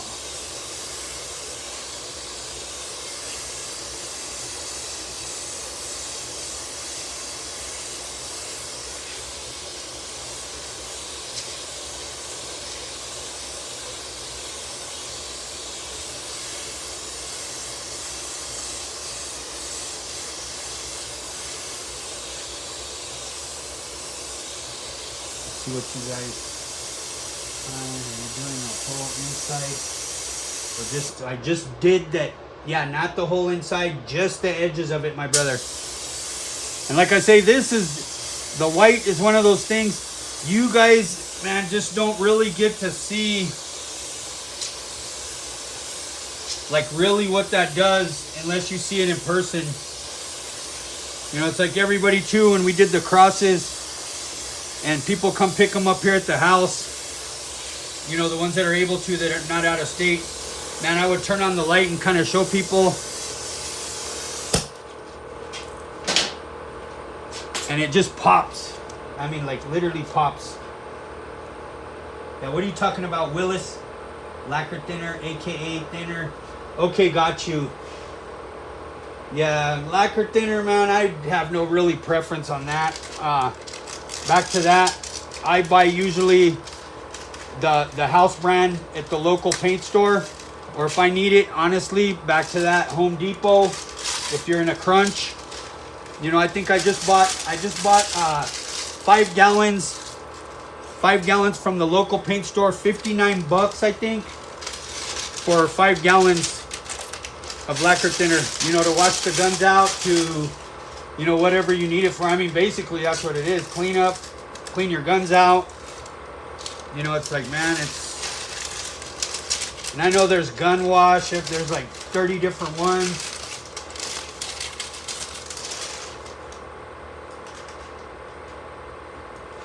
You save it. Yeah, definitely, Richard. I save all the paint. I put them in. Man, like I say, I try to conserve, man. And there'll be times, too, where I'll give it to some people, you know, if there's any kids that need it around or something like that are messing with something, I'll try to do that too. But I'll put them in bottles, like literally, I'll bottle it back up. You know, like here's the gold, you know, I stuck the gold back in, you know, one of the bottles to save it from 3 weeks ago, what was left in the gun. And usually too, that's the only problem when you leave them in here, you put the cap on. I hate to tell you guys, man, it gets hard. 3 weeks, a month, it starts, air gets in there. And it gets hard, and you'll have to put urethane reducer to kind of bring it back to life. Let me tell you, I've done that too. I have brought some candy. Ooh, I'm tearing off one of the... I've brought some candy back to life. Make that stuff stretch 15, 20 years, let me tell you. I have cans that I still haven't thrown away.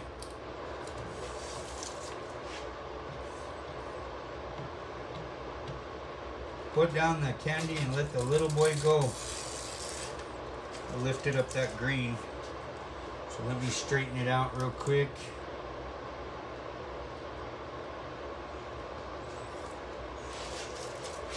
Okay, that's about as much enough spacing out as I'm going to do. Now I'm going to shoot some Oriental blue over all of it. And then we'll start doing the little layers. But I did kind of want to show you guys, like I said, you guys see it all the time. Like people literally...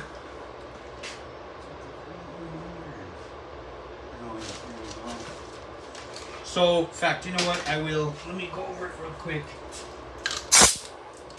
Like a lot of people will. Let me adjust this real quick to give you guys an idea. I'm using my tack rag.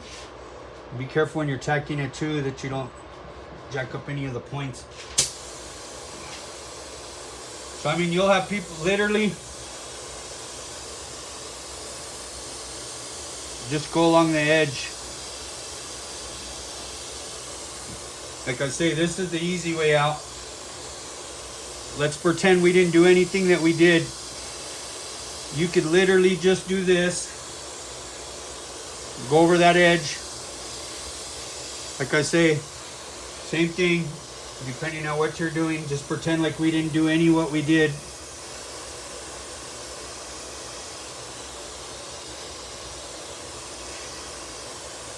Where you literally just go over the edge and you can take it off. You know what I mean? It's like, that's one way of doing it. And when I say that's like the easy way out, I don't mean it in that way, but it kind of is. And trust me, it's cool too, but it's like I say, that's the easiest way.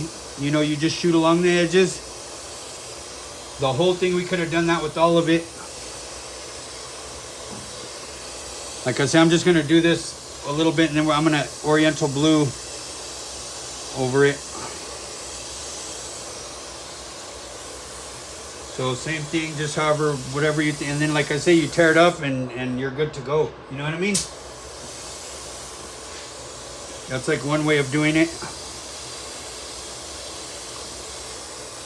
I'm gonna kind of just go over a few of these to kind of darken them.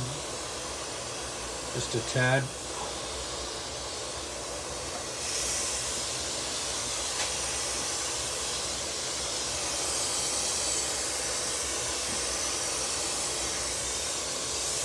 Okay.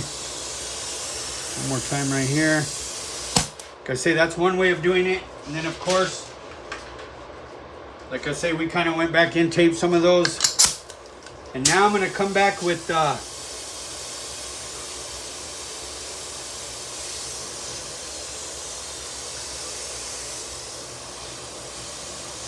Oriental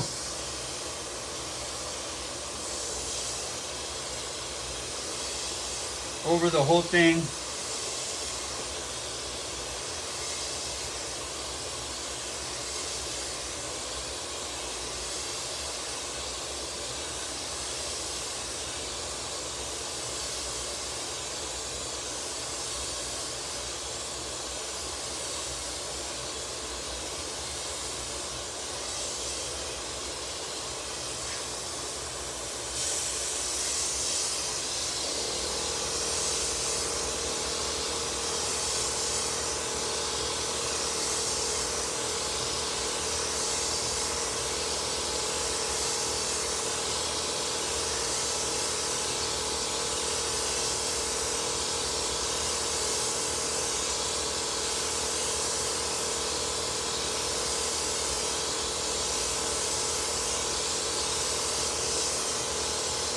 I'll do like 3 coats kind of over the whole thing, whatever you want to call it, 3, 4. And see, it kind of tints that purple, kind of makes it a cool color. It doesn't do too much to the cobalt, makes it maybe one shade lighter. And then you can kind of see where I went over the edges with the cobalt blue, how it kind of pops. And then if you're like, okay, I want a little bit more, let's say I do want to grab the purple. I kind of wanted to go back with the purple a little bit. You can adjust it. You kind of wanted to go in maybe with the little purple there, kind of maybe darken it up a tad. You could come in right there. It'll basically make kind of a cobalt-ish blue, same thing. I'm going to kind of go over, I'm just giving you guys an example. You could go in with a little bit. Same thing here. Kind of wanted to come in the middle. Kind of darken it up a little bit. A little bit of the purple. You could go in. You got that option. You know, come along that edge real quick.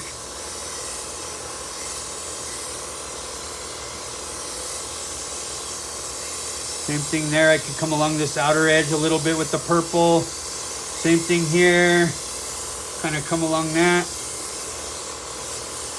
Like I said, it's just kind of making like a purplish blue, like cobalt blue. Oriental and the purple. Let's see what we got here. I was going to say the purple looks like cobalt blue. It does. It's basically doing that. So, and I'm just giving you guys examples. Every color is different. And of course, now's the cool part. This is the layering. So you guys kind of see what we got going on here. So now I'm going to take off this first. This is definitely puzzle taping. This is the last thing taped, is the first thing sprayed. So we're going to come right here, literally take that off. And then before we move on, this is back to that.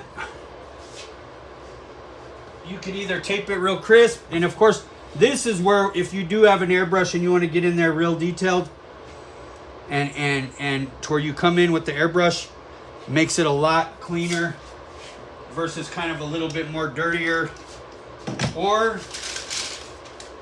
back to that. See how wet that is. Still a little bit wet, but I'm gonna go for it. So back to this. Literally come in. This is one way to do it. Come in with the black. Super adjusted.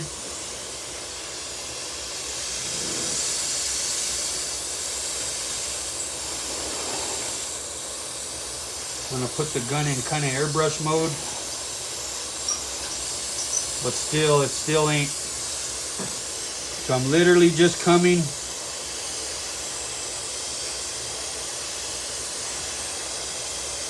You could go along the whole edge. Man, I like to go where the silver's kind of cutting through, and I'll kind of just fade it out. I mean, you could tape along this, shoot the black. That would be cool too, but let's see, I'm gonna definitely get here a couple more times. I always like to get where the silver's going through to really give it that 3D look. So then you got that there. Boom. Then now, the next layer, which we could pick, I mean, this one's pretty much ready to go. I mean, I could come up here, do this one. This is where we're gonna work our way back to where we started. The first thing, just hit my head on the phone. Hopefully I didn't change the, oop, and see, look, peeled right there. Boom, boom, boom.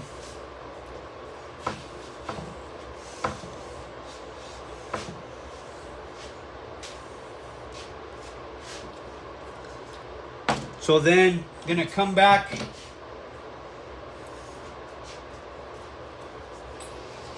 Gonna shoot right here.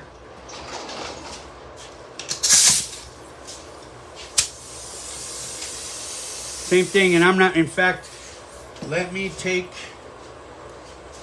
this one off. This will be our next one this way. And when it is wet like this, you gotta really be careful you do, because it will peel, which is very sad.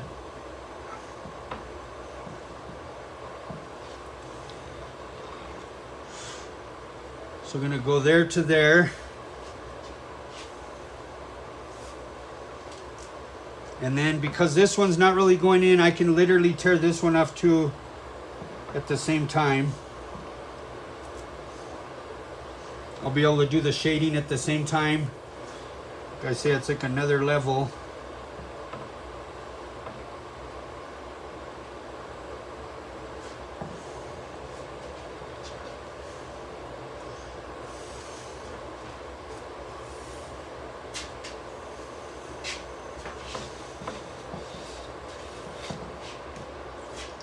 And back to that, we could go in and tape it up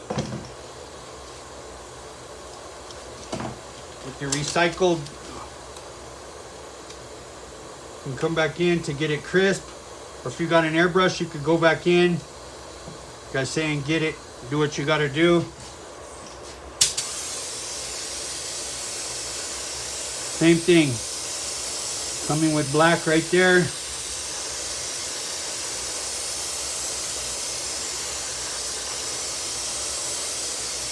Depending on how much you want to put. Boom.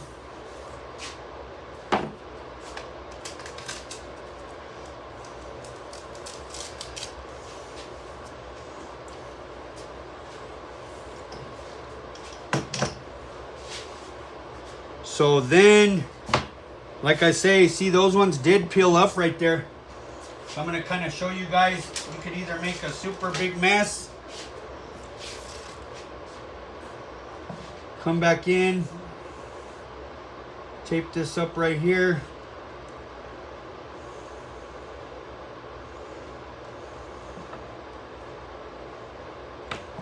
About right there. And then same thing. Come in with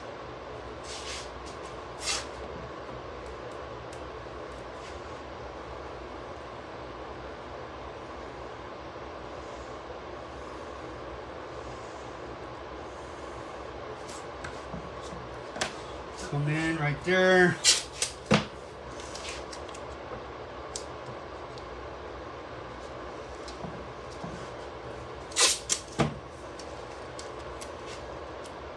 Man, really like the guns. They're really nice.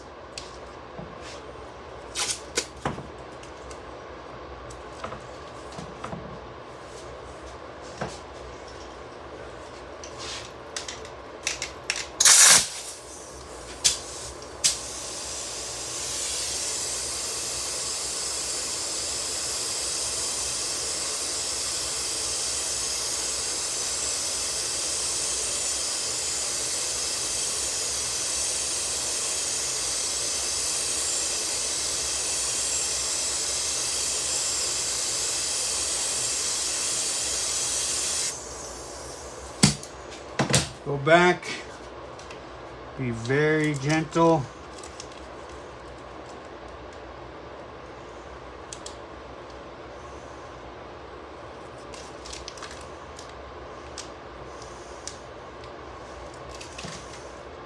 Same thing. Boom.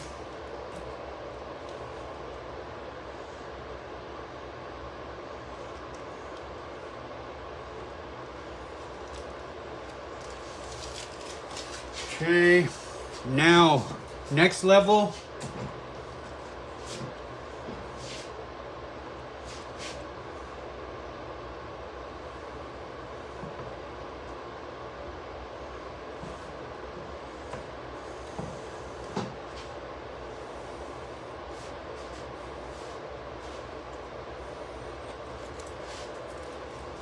All the way down here. Same thing.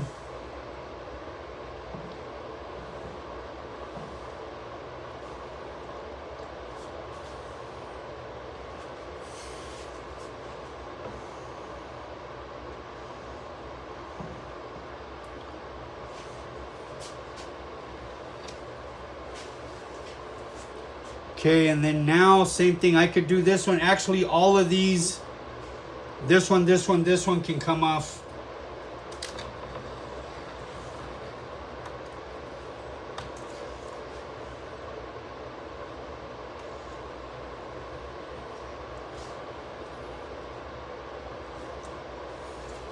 Same thing.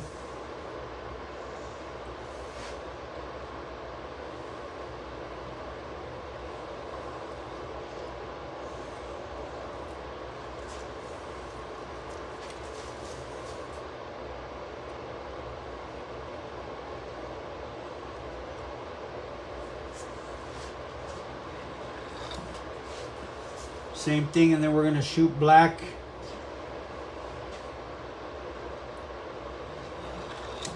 Around this.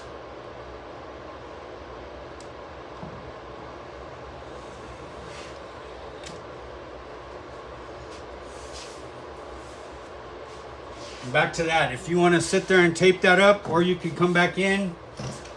You could come in with the black on both of these. and just kind of come in, especially with an airbrush. Just giving you guys two different ways to do it. Strategically come in or tape it up. So boom, now we'll be able to do the next. Like that goes underneath this. That goes underneath that. Now we're gonna peel this up to here. Peel this one up to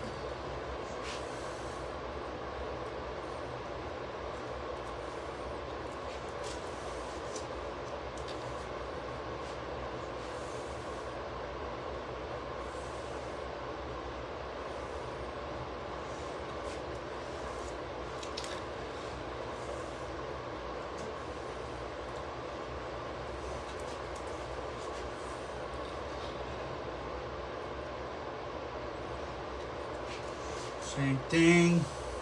We're just whittling our way down to that last one, as you guys can see.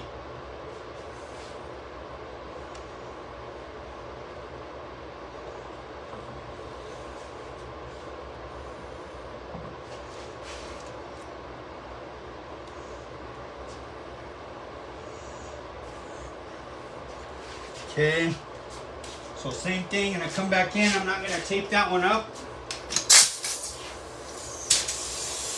I'm gonna come back in with the black right here. Especially if it was already black, kind of that edge is one of the ones we did do with the black. Like I say, you could totally airbrush, get in there really nice with an airbrush, a little more detailed. It does look a little cleaner. It just matters what your, I mean, it just depends on what your weapon of warfare is, you know what I mean?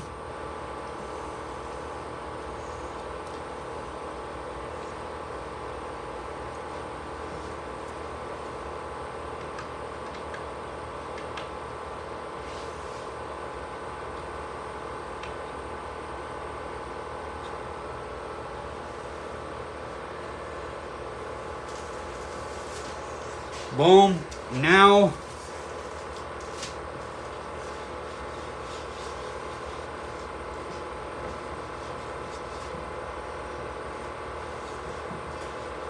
tack her off.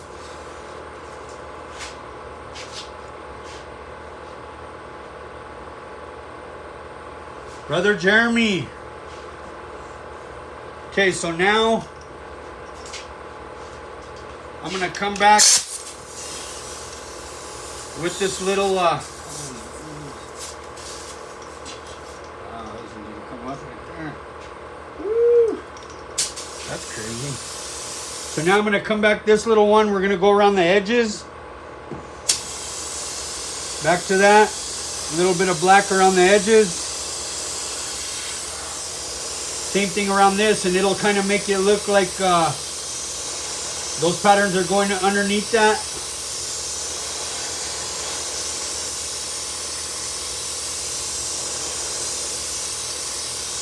Same thing, I'm going to come over here.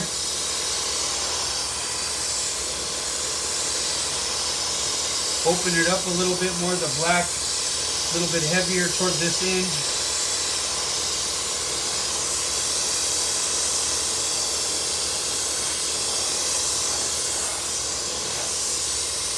Right there.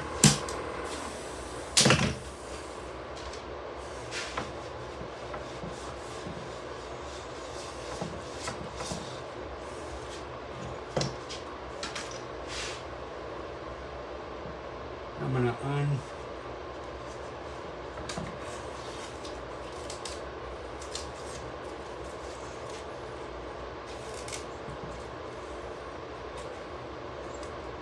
make sure not to lift any of the vinyl up.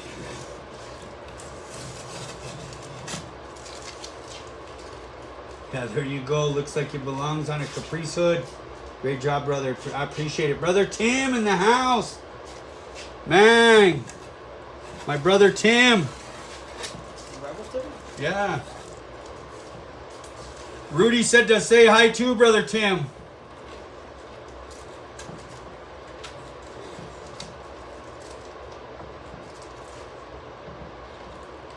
We're gonna go back, make sure you get all your stuff up, tack it up. Then this just depends on what color you want to put. You can kind of see like that purple didn't stay purple like I told you. You know, it's one of those things.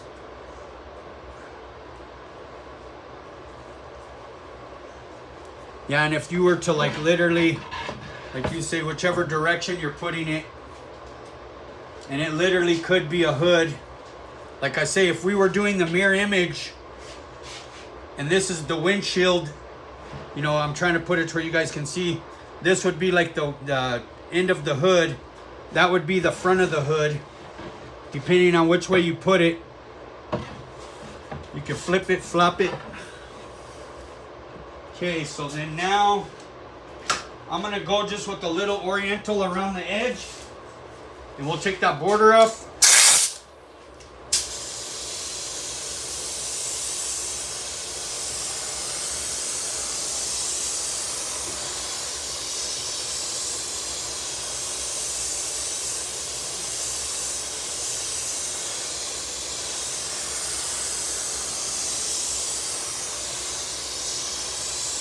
Couple laps.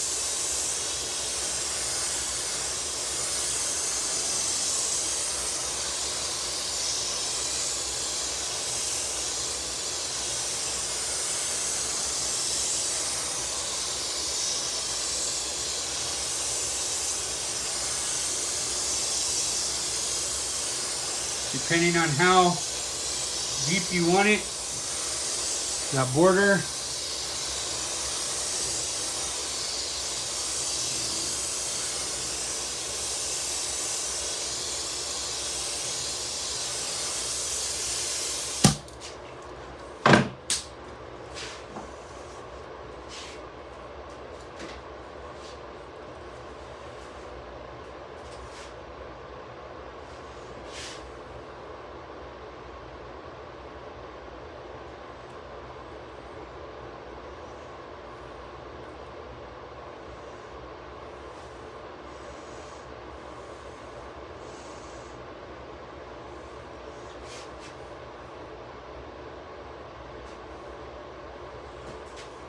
Peel this one up first because I overlapped that one.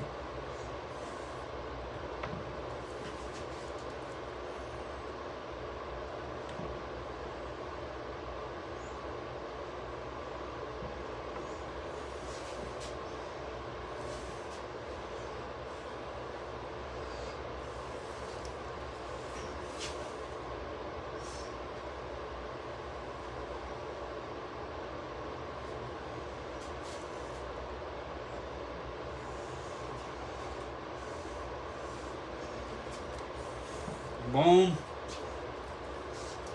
You guys kind of see, you know, that's like I say, we usually just do the regular border.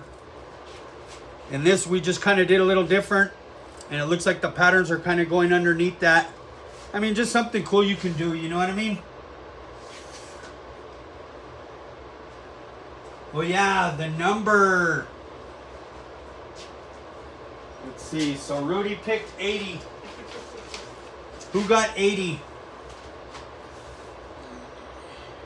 Who got 80? I'm so sorry. I should have called that a long time ago. Did anybody get 80? Yeah, it makes it more 3D, Lisa, for sure.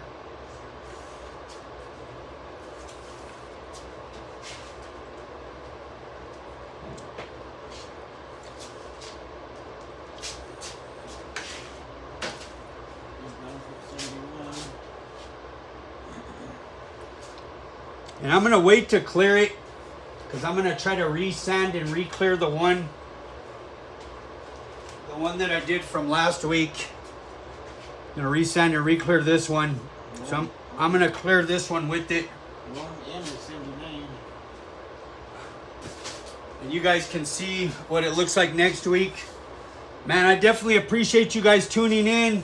Like I say, I hope you guys really got what we're talking about as far as layering That goes underneath that. This is underneath that. It all started with this one. Imagine this is the first one we laid down.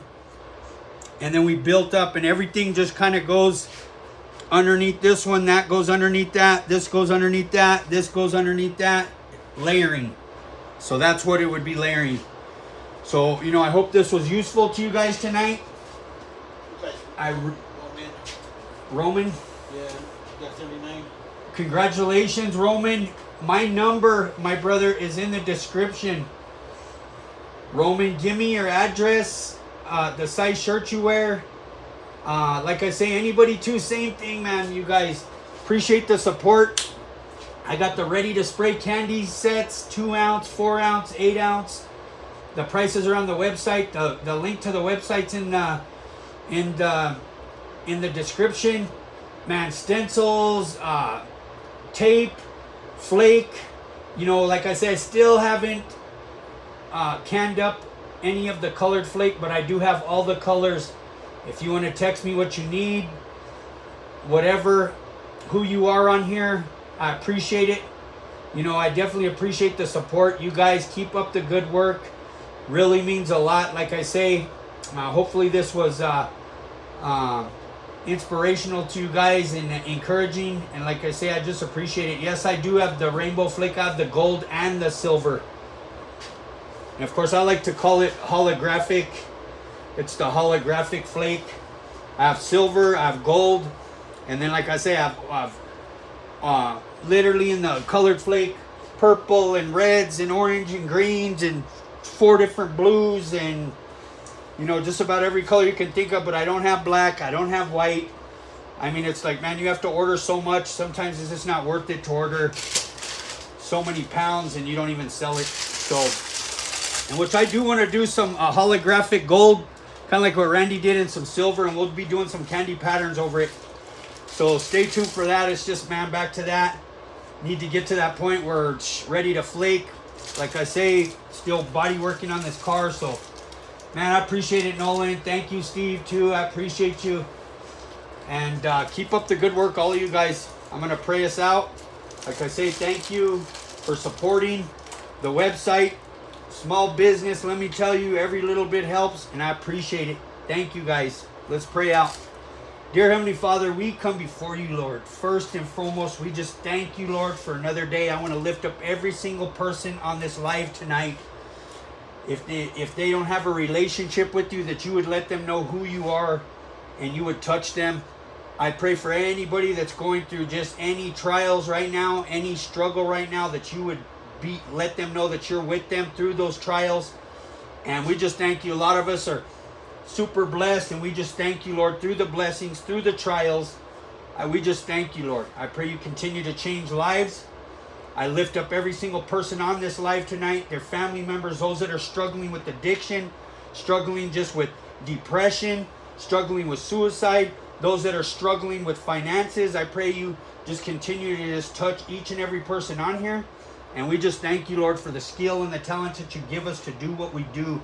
Encourage the people on here that are trying to do this, Lord. Give them the skill and the talent to do this.